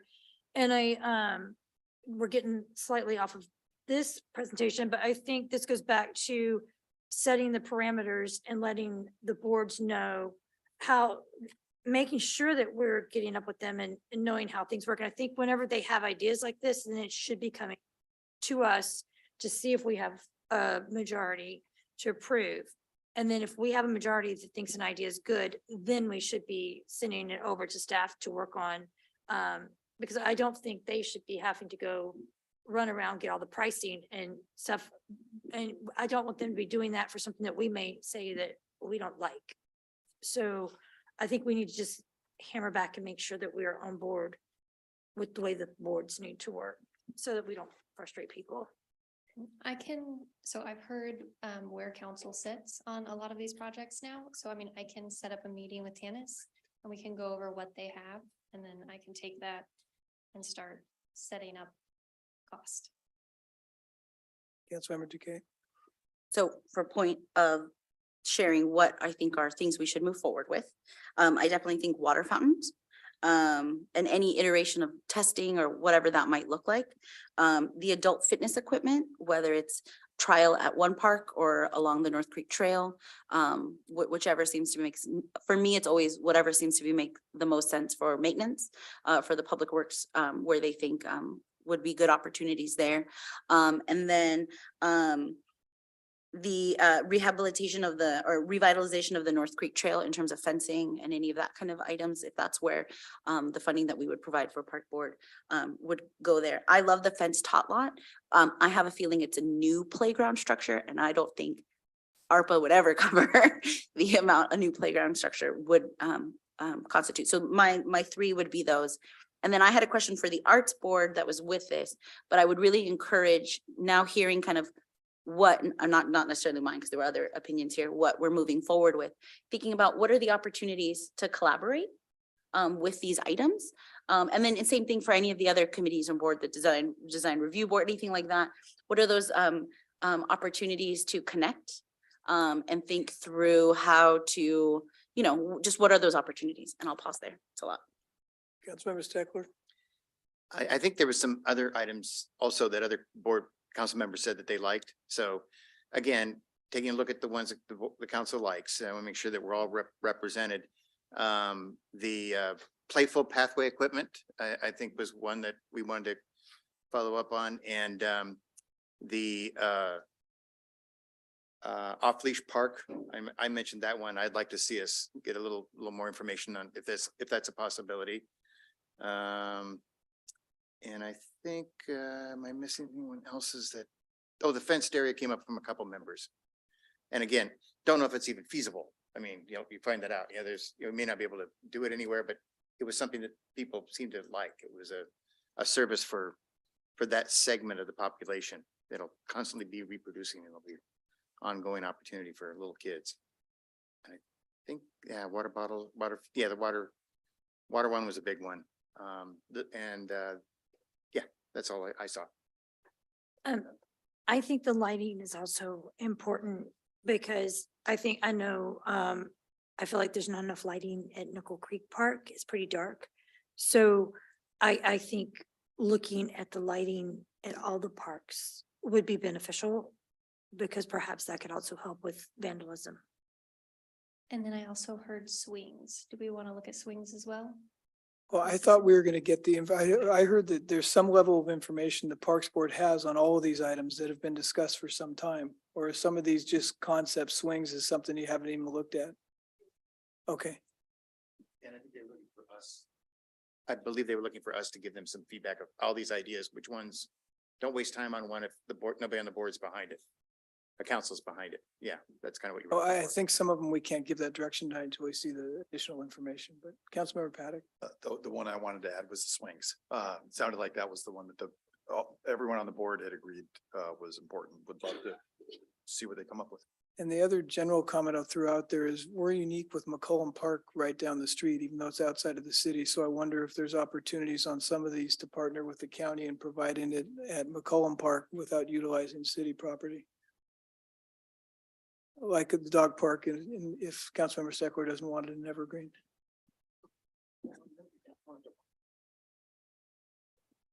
Okay, have we move on to A and B? Right. Oh, Al Parade. What happened? Al Parade. I saw the Al Parade. Sorry. That's okay. I'm Carmen Fisher, Chair of the Art and Beautification Board. That's Vice Chair Jeanne Smart sitting over there. All right, so we've got our list of things, but the thing that's not on the list that right now I feel strongly about is we should get more comfortable chairs for the city council chambers. This isn't cool. I'm not going to insist on couches, but maybe a little padding would be great. Okay, so the first thing on our list, and it's obviously, already on the city's list, is the signage, the welcome signage. And, I think what we're saying is, let's not just do this. Let's get us involved and let's make it beautiful. Let's make it art. There's no reason not to make this outstanding. It's the first impression people have of us. And even myself, I come home and I'm like, oh, I'm finally back in Mill Creek. I love to have just some beautiful thing that creates that feeling and that says the things about ourselves that we want to say. So we'd really like to be involved in that. The second, it sort of came up for us in conjunction with that, which would be to have a map of the different art and historical points and points of interest in the city, with the signage, sort of creating those points, the strong points. We have, and let me just say, when it comes to any project that we could be taking on that has historical significance for Mill Creek, we currently have somebody on our board, Zachary Hale, who I'm pretty sure knows more about the history of Mill Creek than anybody who wasn't there. He's an incredible resource. If he doesn't know about it, he can talk to the people who can find it. So that's a big opportunity, I think, that we have in this particular time frame when he's on the board. And it also has to do with, we don't really know what we have. I've seen outdoor art in the city. I couldn't tell you what all it is and where it is. So we want to get a handle on what we've already got going on.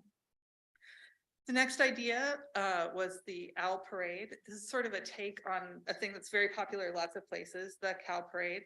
And essentially is, we would like to get a lot of big fiberglass owls, maybe have businesses sponsor them, and all throughout the city, which is another advantage of this idea. We're in terms of wanting to get away from just having events in the town center. This is something we could do that would be spread throughout Mill Creek and bring people in, again, just create those quality of life things. Fourth, an outdoor stage. Whether this was something that we built in or we put off for Rob Dob, that's what I call it, Rob Dob. But you can also have portable ones that we can build and set up places. There's just not a good performance venue here. And we have a lot of popular bands. There are children's theaters that we could bring in, Shakespearean performances that we could bring in. So outdoor stage. And the fifth one, it's a little out of our scope, more something we might, try to grab somebody else in on, is a food truck park. We have an area where there's a lovely eating area and food trucks can rent spaces. My biggest concern is not competing with our other Mill Creek businesses, but food trucks are the pickleball of dining out. Food trucks are cool. They have like a cachet to them, and people who have their favorite food trucks, it's not just sitting somewhere that they can go to whenever they want to. They'll find out where it is and they'll come there. So those were ideas that we had talked about. I'll just stand up and just, first I'll tell you. Can you go to the mic so we can make sure we pick you up on the recording? Thank you. First, I just wanted to share a celebration. We expect that the utility box art will be completed on 132nd and 25th by Thursday. So I'm really looking forward. Every time I drive by, I'm getting excited. And I guess I also wanted to put in a word for performing arts in our community, because that is a place where we are short. We don't have a venue, and someday when there's big money available, I'm hoping that we have a place for performing arts, and that place can also be a display area for visual arts, which we focus on a lot more. And the other thing I would say to you is I see our board as supporting projects, the aesthetics of projects that you all bring to us. Not necessarily that we generate ourselves, because I think we have our eye on the aesthetics, and I think that we can be a good support to all projects in the community. Questions? Questions, comments?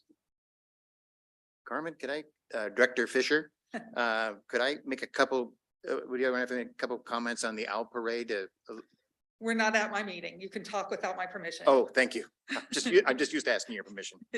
On the Owl Parade, kind of taking that a step further, that the idea of purchasing these fiberglass owls, or as Director Fisher said, there's other cities have done these with cows, and I know down in Seattle they do the pig from Pike Place Market. But the idea of bringing the city together is you purchase these fiberglass owls that are pure white. The city's businesses sign up to take one of these owls, and for a small fee, they'll enter it into a drawing.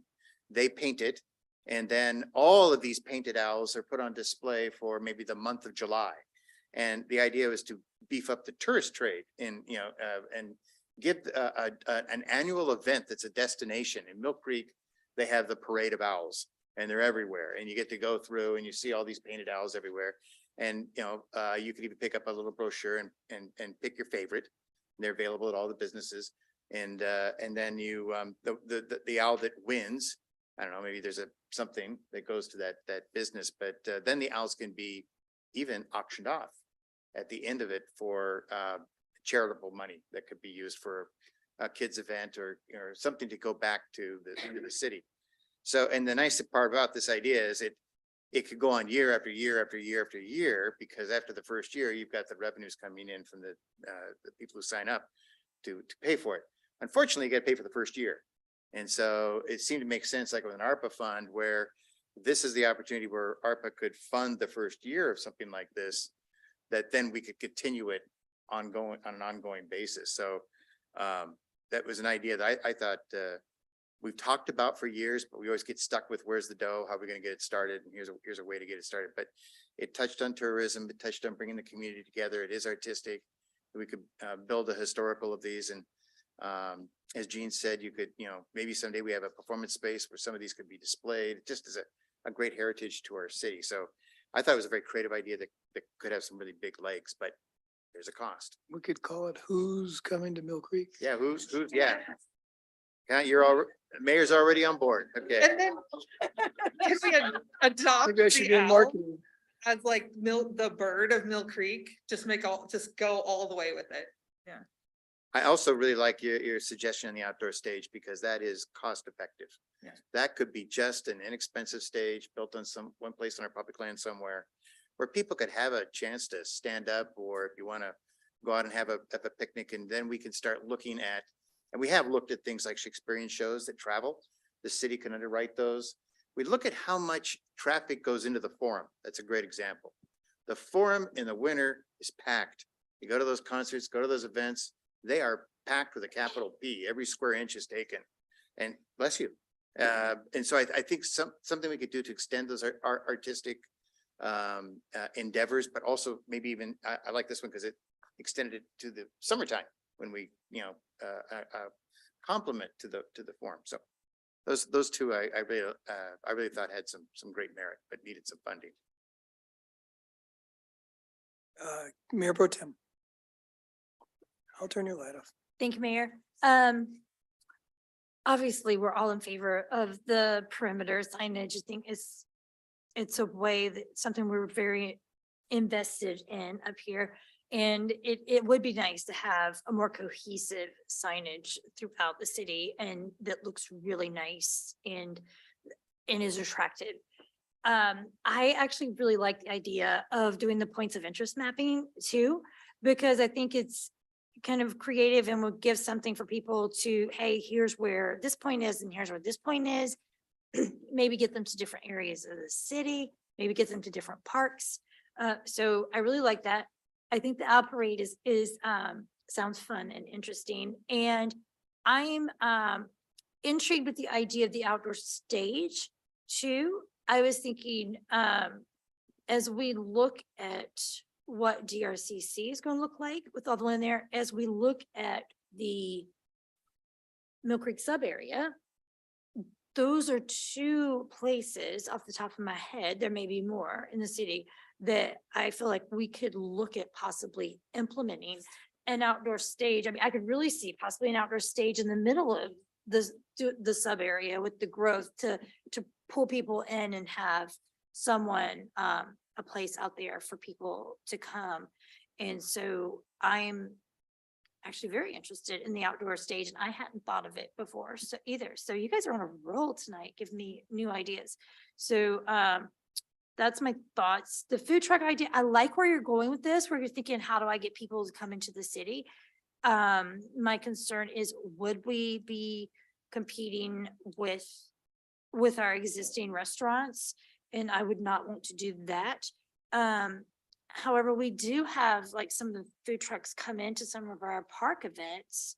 So maybe it's something that we could enhance that when we have park events, maybe for a special event, to pull in a few more, to pull people in. So it's just the thoughts about the ideas off my head. So thank you for these thoughtful ideas. Councilmember Duque. based off of our conversation that we had about the parks in terms of talking about the things that are interesting or additional, thoughts. And before I start with any of those, I'm just interested in knowing what's the, where are you in the process of this? Are these just ideas that you came? Is there any additional like meat to it or? No, yeah, we haven't done process. I didn't know we were supposed to do process. Nobody told me. No, these are all just very initial, waiting for that. This is interesting. And then we'll, work with the staff for what we figure out and what they figure out in terms of further development. Fantastic. That was my first check. I am obsessed with the owl parade idea only because I'm obsessed with the wooden owls. Yes. And I'm sure potentially that's where that came from, the genesis. I'd love to see when this happens, a wooden owl, also like a some carving, because there are still amazing woodworkers. I'm trying to think. I remember when I was outdoor knocking, I met someone who that's what they did, and I'm trying to remember what neighborhood it is. I have a note somewhere. They didn't do that style, but they did woodwork, and so we started talking about the owl history. But this to me feels great. A huge support of Mayor Holtzclaw's theme, because I just think it's adorable. And I'm not trying to get ahead of myself, but whenever I think about the city of Mill Creek, we think about like the creek or any of that kind of stuff. The owls feels like a very not forced idea. It feels pretty organic, especially because of the historical aspect of when the communities are coming together. So I'm a huge supporter of it, whether it's a permanent, a couple are permanent installations or some are this great idea of like, how do we get the community to feel like a part of it and it feels something special and unique. I think it's great. Of course, city perimeter signage. I'm a big fan of how can we reuse what we currently have, or how can we use materials that don't go to waste. So that's just something to think about when you're working. Next steps on the process is what is that? Maybe not eco-friendly, but just there's that type of art that work. I really appreciate your comment about the visual. I wrote it down. About the visual arts and the performing arts, like thinking through how are we moving forward in just one way. So when it came to the outdoor stage, I just wanted to flag. So there's that area by the library, and it just so happens that every year on the Parks Board, when I was there, and I'm sure it still potentially happens, there's always that comment about why do we not do anything here with this space, understanding there was moles, understanding the sogginess of the ground, understanding the parking situation. I mean, we could go on and on and on about all of those things, but it's just like, there's an opportunity to see if we can do something with it. So when you were talking about the outdoor stage and the performance, and I don't know if this would be a good opportunity here, but I wonder if there's a chance that there's specific grants that are given by the Art and Beautification Board through a council for others to put on these types of outdoor stage performances, so that it's not just, I understand what you were saying about an outdoor stage and having it like, in one location and there's larger conversations, but about having a pop-up stage in certain parts of the city. But then again, you would have to, because that's the difficult part, is when you want to do these new programs, you're then relying on staff to be able to take this through. So instead, is there an opportunity for a grant to encourage others to, we'll provide a stage, you provide this. I happen to sit not on an official basis, but I just attend on I was trying to remember the name of the commission. It's the Snow Co Arts Commission. I go for fun. Weirdness, but they're always talking about the need of venues, and they did this big survey last year, and so I'm just thinking, I wonder if there's an opportunity for a pop-up stage. And then the last one for the food truck park development. I know you said this was kind of like out of the purview, but you wanted to discuss this part. So the city where I'm from in Long Beach, California, they've made from old shipping containers, because Long Beach has a big, huge port the way Everett does. So they've made shipping containers be reused to be kind of their, instead of food trucks and instead of actual buildings, it's shipping containers that are these restaurants and these kind of, more on permanent basis areas. So I love this idea. I don't think it actually takes away. No, I've never, that's always the fear when you hear about food trucks, but I have yet to see communities ever say no to food trucks because that's a thing. I know I've seen food trucks at parks events, and I don't know if we allow for, the permits or licensing to let that happen. I would love to be able to see that. I happen to know that the church by Buffalo Park, Advent Lutheran, does that ring a bell for anyone? Is that the name of that one? I know that they do food trucks during the summer on Wednesdays. Now, of course, that's there, but it's wonderful because then we're at Buffalo Park, and then because it's just right there, we just walk over to their food truck on Wednesday. So looking for those opportunities, or seeing if there's looking at that ways, I think it makes a lot of sense. But I'm happy. I love all of your ideas. I'd love for you to move forward with all of them, and to, again, make that connection. If there's any opportunities, I love what Jeanne said about, making sure that we're thinking about all of these kind of art projects, not just as like a response, like in terms of connecting it with our group. So. Mayor, may I, in terms of your suggestion about grants, this may be something that your board can take a look at, is the designation of a creative district. And if Mill Creek is able, you can apply through Washington State. And if Mill Creek is designated as a creative district, there are a lot of grant opportunities for that. So one of your ideas of that point of interest, like what Mayor Pro Tem was talking about, if you have all the historic and start to get that together, that may be something of how we can apply for that creative district designation. I just want to add, sorry, Jeanne, I just want to add real quick on top of what Councilmember Duque said, that when I first moved here, there was actually they had toddler music on a certain day of the week during the summer outside in the area outside the library. And we always went. It was really great. I'm not sure why that stopped, but they did used to have that. And we always went, and it was really fun. We're really encouraged by your comments, I will tell you that. I also wanted to add that we will seek continued funding for utility box art. This last project was completed by seniors from the Mill Creek Senior Center, and it's just it's inspirational, it's beautiful, and we're hoping that we can continue with those also. The cost on that project was $3,500, and that is sort of an ongoing goal from our committee.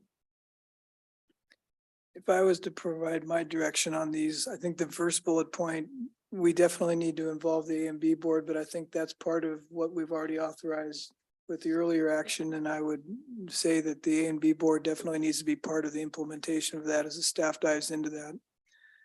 The second and third bullet points to me are the ones that I think the A&B board should put the focus on if I were to vote. I think those are right up your alley. I remember 20 years ago, I lived in Ballard when they had the pigs put up around. I still remember my huskies I had at the time going crazy. They'd see those pigs and start barking at them. The outdoor stage is one that if there was a third that I'd suggest you looking at a little more, is maybe just to come back with ideas on a pop-up stage. Where in the city could we do it? Could we do it at City Hall North? Could we do it in, I can never remember the name of the field in the parks, the huge park in the middle of the Pine Meadow.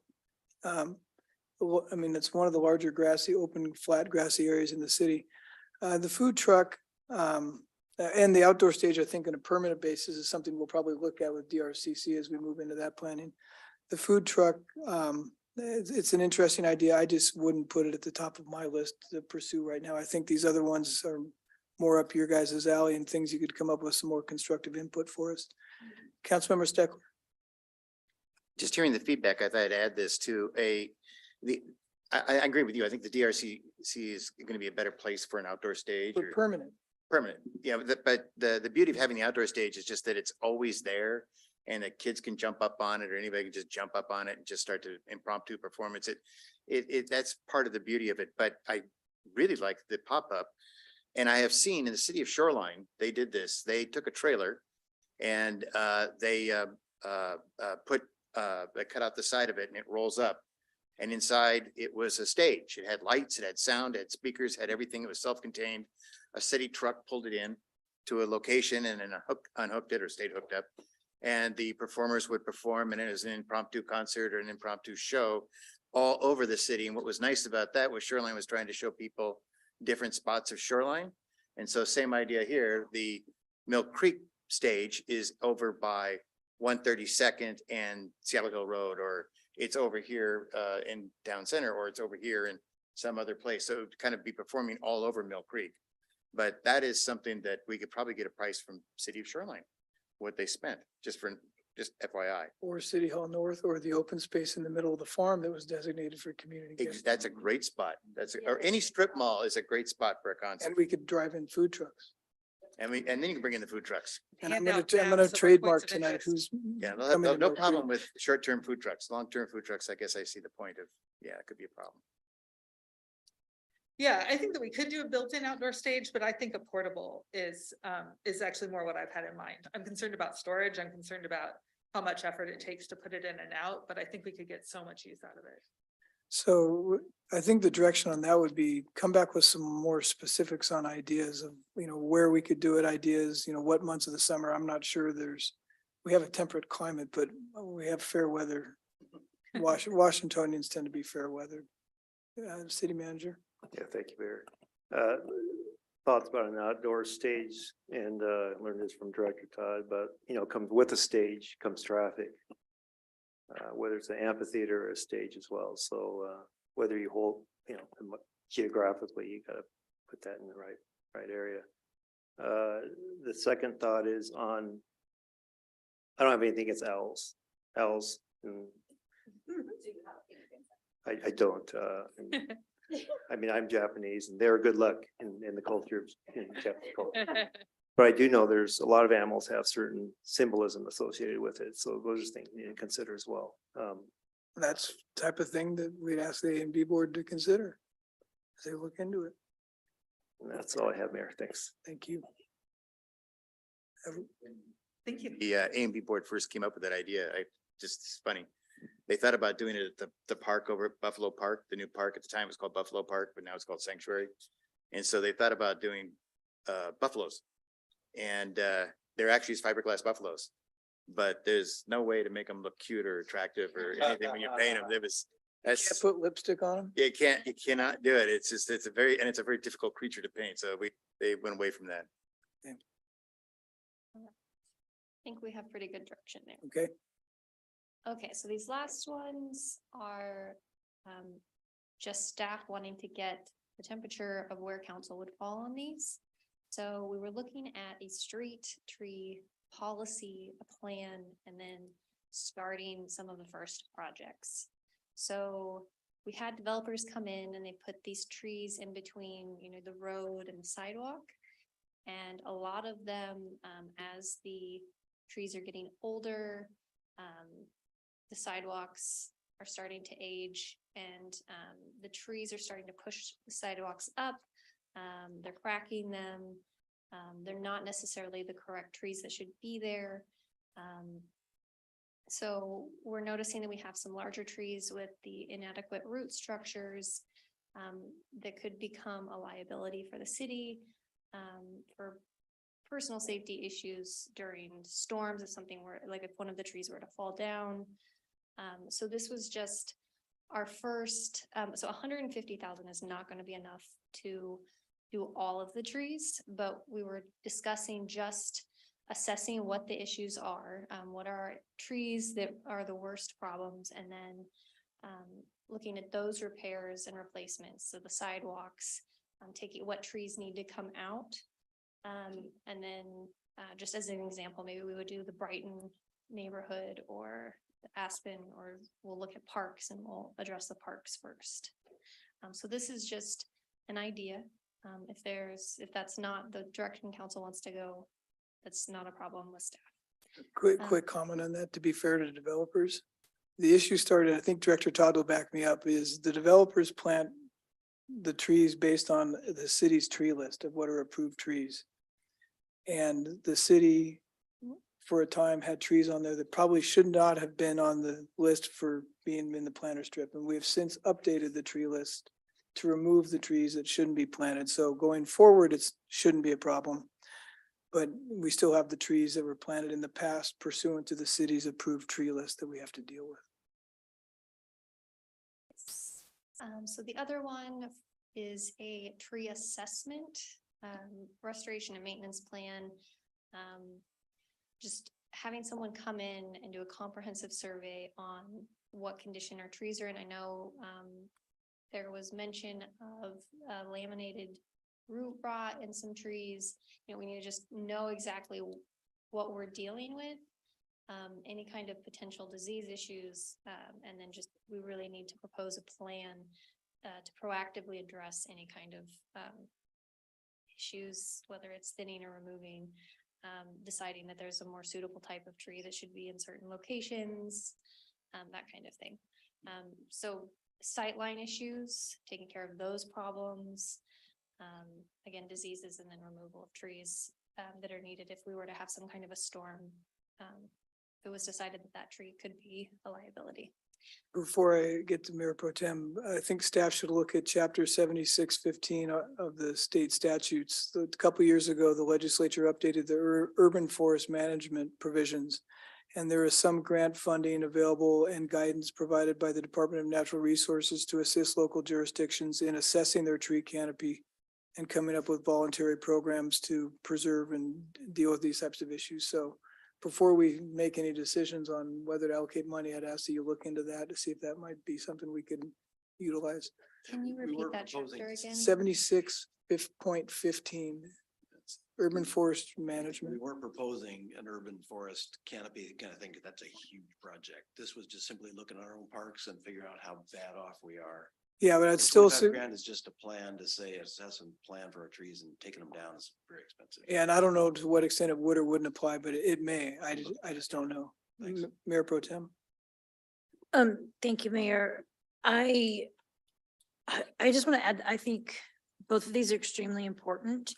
And I know if Councilmember Cavallari were here tonight, he would tell you that when he was doorbelling few years ago, before I even went out doorbelling, that there were people in the parks that were complaining about some of the trees needing to be replaced in their neighborhood. And I also ran into people also telling me that they had already talked to Vince and it was an ongoing issue they were concerned about when I was out doorbelling. So it is something that's a concern. And I am running across lots of areas on the sidewalks when I'm out running where the trees are pushing the sidewalk up, and especially when it rains, that is a liability, and lots of the branches hanging over that could fall and be a liability. So I think that both of those are extremely important, and we've had residents tell us that it's important to them as well. So I'm in favor of those. All right, and so the last one on this one is the GIS system. So this is just going to help us maintain a list of our assets. So your larger ones clarify ownership for the different boundaries between public and private properties. And then it's going to allow us to communicate to our community as far as what maintenance, repair, and rehabilitation efforts are going on, what we're doing to maintain the city, that kind of thing. And we have more questions on that one. I may defer to Mike Todd or Director Todd. Councilmember Duque, I'm sorry, before we get to, were you going to say something? I was going to say, we talked about GIS a couple of years ago, and we got started with a consortium through AWC that has helped us catch up on some of the things we had to do for surface water, but our efforts so far have been focused on that. We don't have any mapping capability. If you look at the maps on the walls, there's nothing since 2020 that's been done because we don't have anybody who can do any mapping. This suggestion is go out, do an RFQ or an RFP and find somebody who could just take us back up to a place where we have some mapping capability that addresses those kinds of issues. And that's a foundation for other things we'll be doing along with asset management and things will help Keegan do a better job maintaining the city. But this is kind of fundamental. We got to get this jumpstart to get to a place where we got a useful mapping tool for the public and for our own use. Councilmember Takei? That's a really rough guess. I was gonna just say, I think all of these are very important and happy to make sure that, you know, there's support, at least on my end. But the GIS system specifically, I think is just really integral in being able to do a lot of the things that we talked about in the retreat when it came to just knowing, there's just a whole lot that I think that would be helpful on based on conversations I've had with staff in the past. My one question about all this kind of things, because I love that there's this conversation about tree policy, both for street and then citywide part of the park tree assessment. But I know at one point we were talking about seeing if there was, and this is not tree related, but grants or programs to help, you know, businesses in terms of whatever that was, like that was part of a conversation. So I was curious more if there's any interest or looking at, is there something like this that could be done from the city in terms of helping HOAs and neighborhoods being able to assess or survey of all trees, or, you know, like, what is that partnership that could be? I'm not saying that we do it for them, but is there an opportunity with ARPA funding to be able to get them? Because if we're having these issues, you absolutely know that neighborhoods are having that. So what could that, what could that look like? We can look into that.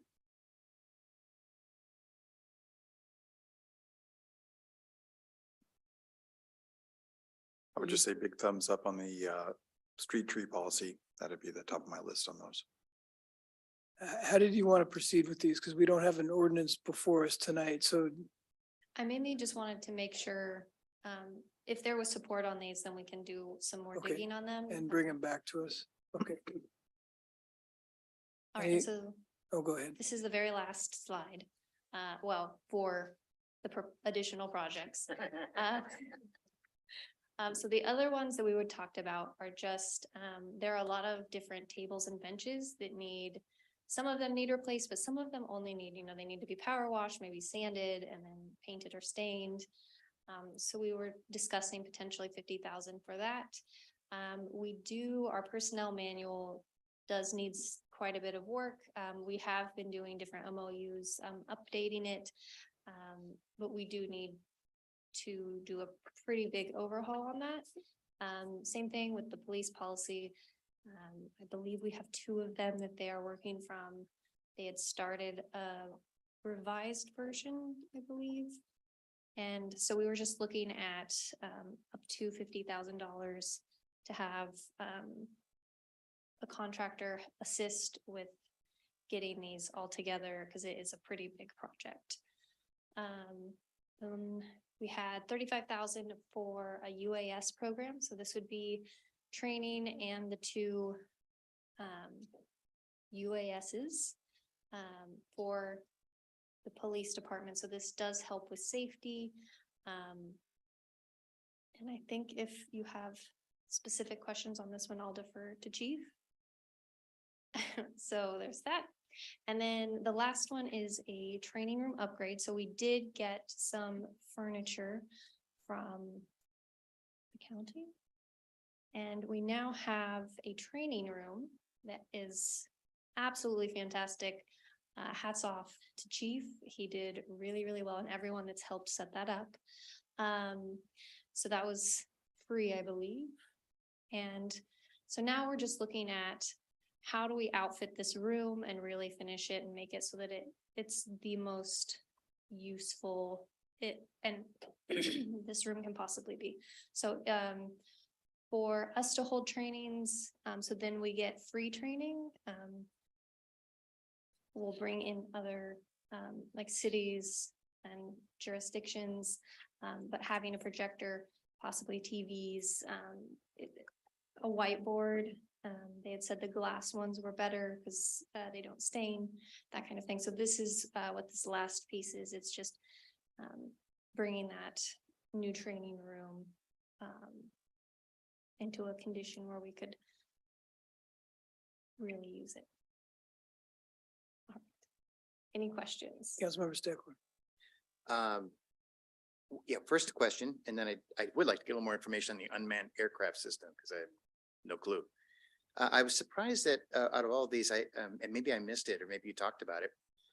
There's no, we've talked about the big upgrades needed for City Hall North, and I didn't see that on any of the documents, and seems like that's a big building with a great opportunity if we could just update it and clean it up and repair it, and but it kind of, it's like a lonely stepchild that never quite gets, Christmas present.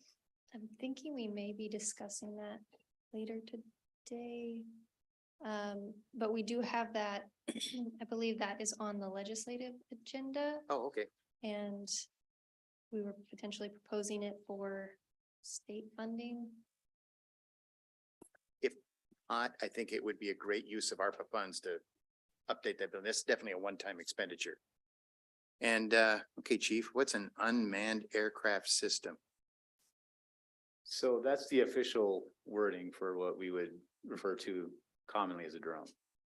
So public safety entities, fire and police, are now utilizing unmanned aircraft systems to do their work at a more safe environment.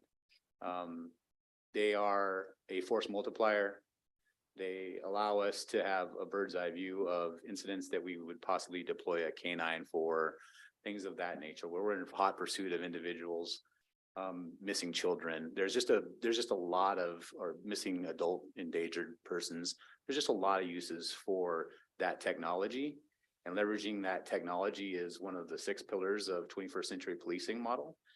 And so that's why we're looking at this. This is a very common thing that's going through law enforcement right now. Several agencies have already put together programs. Several agencies in this area have put together programs, but it's about now becoming able to be sustainable ourselves and not basically relying on those assets from other agencies, and being able to also have our people regionally be an asset to other agencies as well. So this is a great opportunity to move down that path. So I'm hoping that we've done a lot of looking into this process in this program, and we're excited about it. And so we're just looking to maybe start this off as the next step. Is that 35,000? Is that 1 drone, 2 drones? That's 2 unmanned aerial systems and 2 pilots and training. To learn how to maneuver them. Okay. There are some federal guidelines, training for 2 pilots. Not 2 pilots, but training for 2 pilots. Training for 2 pilots. Yeah. And the 2 systems. Costs more than 35 grand to get a human. What? And the pilots don't actually fly the drones. They're really small pilots. Chief, while your microphone's on, would there be a preference between the manual and the drones? Like which would be top priority for the department, you think? So the portion that we're talking about in regards to the manual, that covers both the city policy manual and the department policy manual. Okay. And so they're really kind of separate issues. Okay. We're just piggybacking on each other so that we can kind of get it done in a more efficient manner. Mhm. And a lot of those things do cross because of the involvement of labor relations. So. Okay. Thank you. Are any of these items, I'm sorry, Councilmember Decay. I was just gonna say, are any of these items things that anyone wouldn't want staff to look into a little more and bring back with us to us with the prior items on the prior page that we just discussed? No. No. There you go. That's good news. Thank you guys so much. Would like to see City Hall North added to that, though.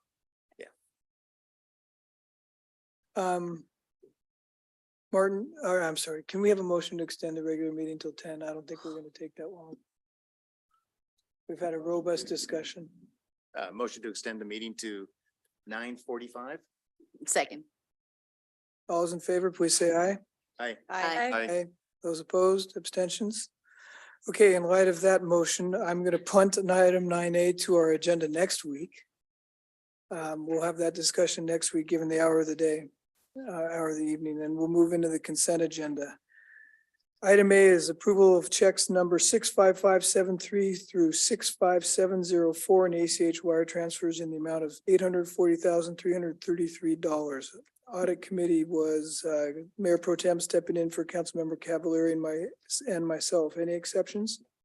No exceptions. No exceptions. Item B, payroll and benefit ACH payments in the amount of $504,168.21.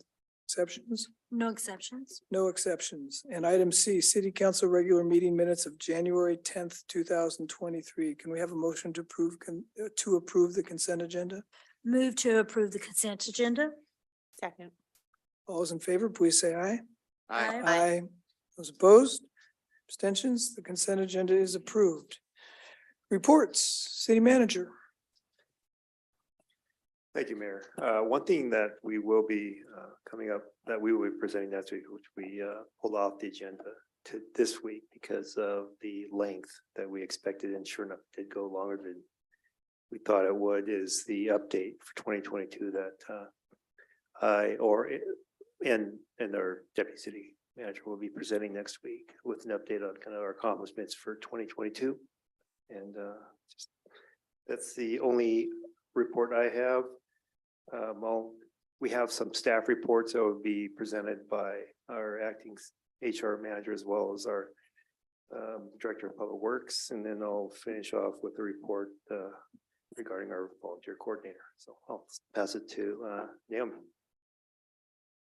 So I just wanted to invite you all to give a warm welcome to Adrian Garcia, who is our new deputy city clerk.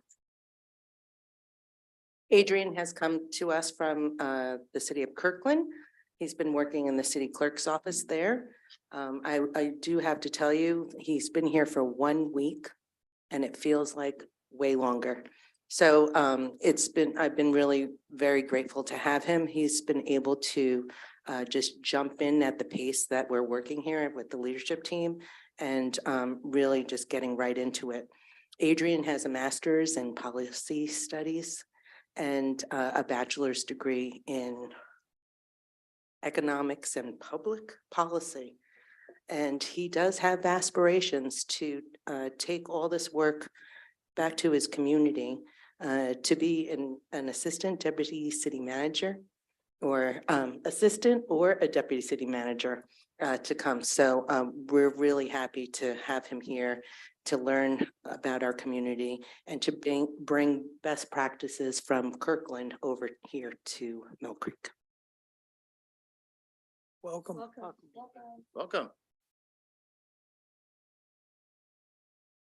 Thank you. I've got the next one. So Al Tarico is our new planning and development service manager. Wave in the back row. See.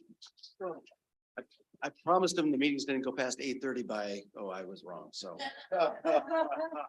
Over budget again. Yeah, gosh, by a lot. Al has 20 years of experience in planning and land development. Recently, he was the director of planning and entitlement at Sage Homes Northwest, where he managed the development of single-family homes, townhomes, and apartment projects in Snohomish County all the way up to the Canadian border. Before Sage Homes, he spent time at DR Horton, Toll Brothers, and 13 years as a senior planner with the city of SeaTac. So we're really blessed to have his blend of public and private sector experience. And it gives us a kind of a view from both sides of the counter when we're talking to developers or citizens. So it's great to have him on board. He lives in Ballard with his wife and 9-year-old son. And in his spare time, he enjoys DIY projects around the house, skiing, soccer, and camping with his son. Now, he wrote that. The DIY project is around his house is tearing the whole thing down, starting over again. So that's pretty massive. He's not doing it. He's With all the appropriate permits, I trust. Yeah, definitely. Good luck with that. I feel your pain. So we're really pleased to have Al on board. This is great. Tom retired a long time ago. We've had Clay on board. Clay is still working with us on a couple of projects that are related to comp plan. So you don't get rid of Clay, you get to keep using him, but we're happy to have Al on board and somebody who's anxious to move forward with us as a new team. So thanks. Welcome. Is All this right. Jody or is it you? I guess I'll take over here. This is good timing on this report. city, I've gotten a lot of requests from different organizations about volunteering with the city of Mill Creek, doing a variety of things. And now that we have a new volunteer coordinator, it kind of fills the gap, and we're happy to have Barb here with us tonight. She's here with us almost every night, right, Barb? Arguably the most engaged community member that we probably have today. Barb's been here since 2010. She moved in the city of Mill Creek. That's when she started her volunteering with the city at the Silver Lake Elementary for 8 years. In 2017, she started with our police department after graduating from the Citizens Academy, and officially joined our Citizen Patrol in the spring of 2019. Most recently, Barb's been looking for other opportunities for volunteering, and we were a little worried. So Jody and Scott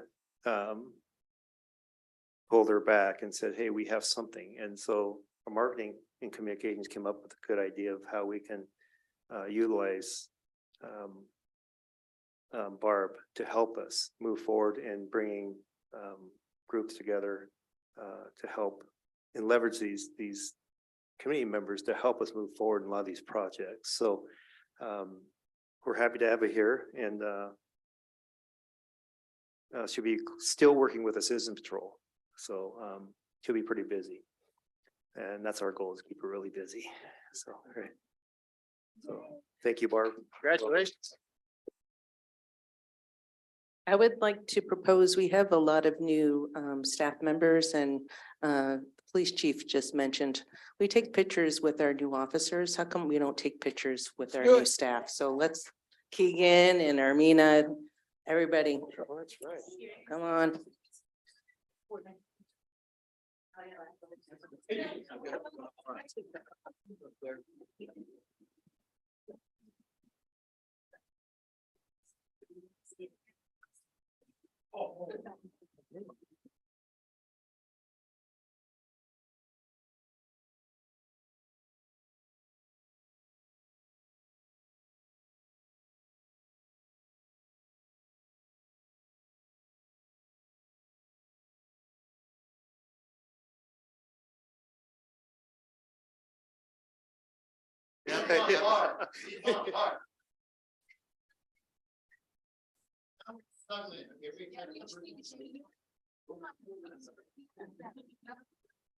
Closer, closer, closer. Nice. Okay, 1, 2, 3. And again. Last. Nice.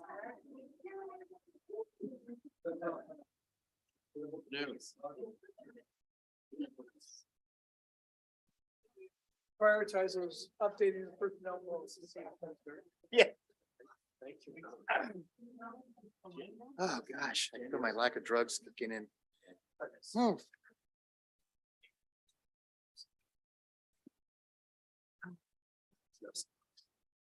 Yeah, not just for You pain. ready? That's the end of my reports. That's Mayor. the end of Thank your you. reports? Okay. It's been, what, a month since we've had a regular meeting to give a report, so I've got a number of things I'll just briefly touch on. In mid-January, I was invited by Nate Nearing from the county council to sit with a bunch of other mayors, Mayor Franklin, Mayor from Breyer, also Rick Larson, who I sat next to, Congressman. The Martin Luther King Inspirational Breakfast at the YMCA in Everett. A great event, but I'd encourage everyone, as we get into discussions about the DRCC, drive by the Everett YMCA. It was built, don't focus on the programming inside the building, focus on the structure setting. It's a 59,000 square foot building on 7 acres of property, and it's a beautiful building. So just, I encourage you to look at it and envision. Shortly after that, I attended, along with Mayor Pro Tem, the Mill Creek Chamber Lunch. It was another good event. Their next meeting is on the 21st. I'd encourage you, if you're able to go, to attend. I did talk with Greg Elwood, the current president, about giving another presentation, as I did last year, on the state of the city. So he asked me to come back at some point this spring. Had another Snohomish County Cities meeting. Those tended to focus these days on the coalition of mayors and business leaders for public safety. And I've been forwarding, I think I forwarded the latest minutes and information from that. Snohomish County Cities Dinner was a great success. We had 5 of us. Congratulations to Mayor Pro Tem and Councilmember Duque for being elected to alternate positions, but did they take it away? Okay, we'll have to hear that. Background check? Yeah. I did not hear that, but that's another story. We'll have to find out another day. I want to throw a shout out to Director Todd and Public Works staff. I got an inquiry from a constituent with concerns about the cleanliness along Bothlevered Highway. Pass it along. They jumped on it like that and got a very good response back from the constituents. A, surprised she got a response, and B, very pleased at how quickly we responded. So that's always good to hear. Oh, thank you to Mayor Pro Tem for covering the steering, Snohomish County Tomorrow Steering Committee. I trust you're going to report on that. And lastly, thanks for the great retreat over the last 2 meetings. I thought that was productive and I thought we made a lot of headway. And I think the dates for next year are January 23rd and January 30th. So mark your calendars early. We're going to pencil this in so we do it every darn year. So that's what I had tonight. Mayor Pro Tem. Thank you, Mayor. As the mayor said, I sat in for him on the SCT meeting and really some of the main things I pushed once again that we need to have all the council members to come together and have a discussion regarding House Bill 1220. That was the main highlight. Everything else, there was a presentation regarding a presentation regarding transportation and how that is expanding and on the buses. And there's a presentation sent to us after that I think I can forward to Adrian to forward to everyone. So that you'll be up to date on that as well. Also the SEC, thank you to everyone who came out to that. I am now the alternate this year for Peterson Regional Council for both the Economic Development Committee and the Transportation Committee. And my first transportation meeting is this Thursday. So I will make sure I let everybody know how that goes and give you any updates. And then I just want to give a shout out as I was running today. I noticed that the landscapers were out cleaning the medians on Seattle Hill Road. And so I was excited to run by them and see that. So that was really exciting. I feel like I'll just keep drumming that home. So those are my main highlights. I do feel like I'm forgetting something because it has been quite a few weeks. So I apologize if I forgot something. So thank you. And that's it. Councilmember Steckler. It was late last fall, we lost a Mill Creek institution with the passing of Fred Philbrook, who was the previous editor of The View. And I'm very happy to announce that the chamber, Mill Creek Chamber and the Kiwanis Club of Mill Creek have joined together, and on March 4th at 11 a.m. they'll be unveiling a commemorative bench to Fred Philbrook in the forum outside of Blazing Onion. And it's just a nice way to remember him and over the years. And his widow will be there as well, Nola, and just a nice little thing I'd like to mention. And the other one is I feel a little remiss. We got off of that great list of items that the deputy city manager was presenting. And Laurel, we didn't get a chance to thank you and the staff for the really incredible job that you did in putting together those ideas. Well thought out. I mean, I'm sure you had a lot more that you didn't bring to the table that, kind of go through the sorting process, but I thought that was a really, really good list. So thank you and the staff for all of your hard work. And just to get to that point to come up with ideas. Now I know it gets even harder when you got to scope it all out, but wouldn't want to let that go. Say thank you very much for a good job. I'm done. Councilmember Ellison. I don't have any reports, but everybody's been working really hard. It's obvious. And we have a lot more work ahead of us. And I know we're all kind of tired because 2 weeks of workshops and now a long meeting, but thank you all for your hard work. Councilmember Duque? Mayor Holtzclaw's report on the YMCA Martin Luther King breakfast reminded me that on that Monday, I was able to volunteer at with the food bank through the Mill Creek YMCA for their spousal project. And it was fantastic. But what I liked most about it is that kids could be involved as well. There was a lot to do for the food bank. There was so much work. So as we think about volunteer opportunities, thinking about it was really nice to see there was a bunch of us parents with our kids there. So looking for opportunities where we can, partner and do things. Cause I think sometimes, it's hard to get kids to volunteer, but it's helpful to show them early on the importance of doing so. So I like that there was that opportunity. And the other parents that I spoke to had that same thing, that they were looking for something to do on Martin Luther King Jr. Day in terms of service. And we're having difficulty finding things that they could do as a family.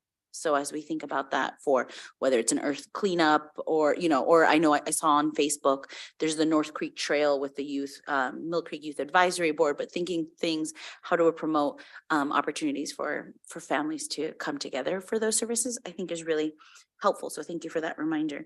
Then I mentioned earlier about the Snohomish County Arts Commission that I sit on, and then I realized, well, I don't sit on it again. This is just me attending, but I do know that there's that they don't actually have representation from our district. And so I'm working on figuring out what does that mean in terms of with our county council member Mead, in terms of figuring out what that looks like and potentially coming to the arts board as a first step to see if there's anyone there, or if not, then I can continue to sit on it because I like going. But what I wanted to flag is they had lots of suggestions and recommendations, and they had lots of things about promotions, because that's one of the main things. It's a community group for those who work in the performing arts in Snohomish County, whether it's music or performing arts or visual. And then they just kind of do shout outs for all their events. So I have a huge email. But the main thing I wanted to kind of flag is there was a note from the Snow Isle libraries that all library locations are looking for more in-person arts programming. This could be performance, class, lecture, or any other type of event. And so there's applications that are available on the Snohomish County Arts Commission website. And I will of course share if our arts board is not already on this email list, I will make sure to share that way. But I thought that was really important because we were talking about arts earlier, and we were also talking about the library park. And so thinking about those connections, I think is really special. The design review board did not meet in January. And so I don't have a report for that. Thank you. Last but not least, Councilmember Patrick. First of all, thank you for remembering. Just want to also. I deserve that. Express appreciation to the staff for all the work that went into what we went over today and drilled you on today, and to the boards for all the work that they put together, and just Barb for being Barb. Congratulations on the two additional police officers that were honored today. So that means one spot left, is that? Or still one spot left, I guess I should say. 2 vacancies. We Two actually vacancies. had a resignation as well, due to personal reasons. Apologies for bringing you down on that, but all right, so two left.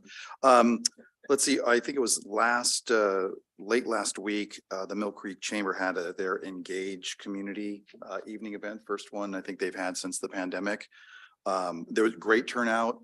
It was over at McMinimans. Lots of kudos for the work that the Public Works has been doing. They had actually mentioned, folks there had mentioned, the way the neighborhoods looked and whatnot. I will say one of them was a landscaping company. The other one sold turf, so they were probably trying to sell us something, but nonetheless, good kudos on that. And on the work that our comms team does. So that's always nice to hear out in the community. I did meet a young woman who is the director of Code Ninjas, which is over by what I think is pretty much the city's most popular dry cleaner. Yes. Sandus, yep. I seem to see everyone else's clothes over there when I pick up mine. In any event, she invited me in for a tour. Obviously what I do for work is very relevant to the work that they do with kids. It was fantastic. If you get a chance to go and see these kids that are getting together, they're socializing, they're building not just marketable skills as, 5-year-olds, but they're also really learning how to interact with each other in a way that, some kids that are introverted don't get a chance to do. And it was just a fantastic experience. They're doing a reopen house on February 25th at 1:30. I'm going to be there. Councilmember Mead is going to be there. They didn't get a chance to do an official kickoff because of the pandemic, and it's an opportunity for them to kind of reintroduce themselves to the community. So it'd be great if anybody is able to go by. I think they'd really appreciate the support. The last thing is I would, as the staff is going through and thinking about how to cost and how to scope and whatnot these projects, the mayor said something that I've been thinking about for quite some time, which is if there's an opportunity for us to think about how do we do a cost share with folks that would benefit from some of the upgrades to cleaning up their areas, cleaning up their properties and whatnot, or the sides around their properties, and potentially thinking about how do we create an ordinance that would make them responsible for doing that after we've done the work to clean it up. That feels like a fair trade. We'll clean it up this time, or maybe we do a little bit together, but now it's your responsibility. And we think about, the backsides of some of the shopping areas that we drive through that you can tell nobody else is looking at, but somebody owns. It'd be good for us to maybe put some onus. If we clean up, put some onus on them to clean up once we've done our part. So just a shout out for that. Okay, audience communications. Anyone want to address the council? Will? Seeing none, good. We don't need a motion to extend, then we'll adjourn the meeting at 9:44 and reconvene next week.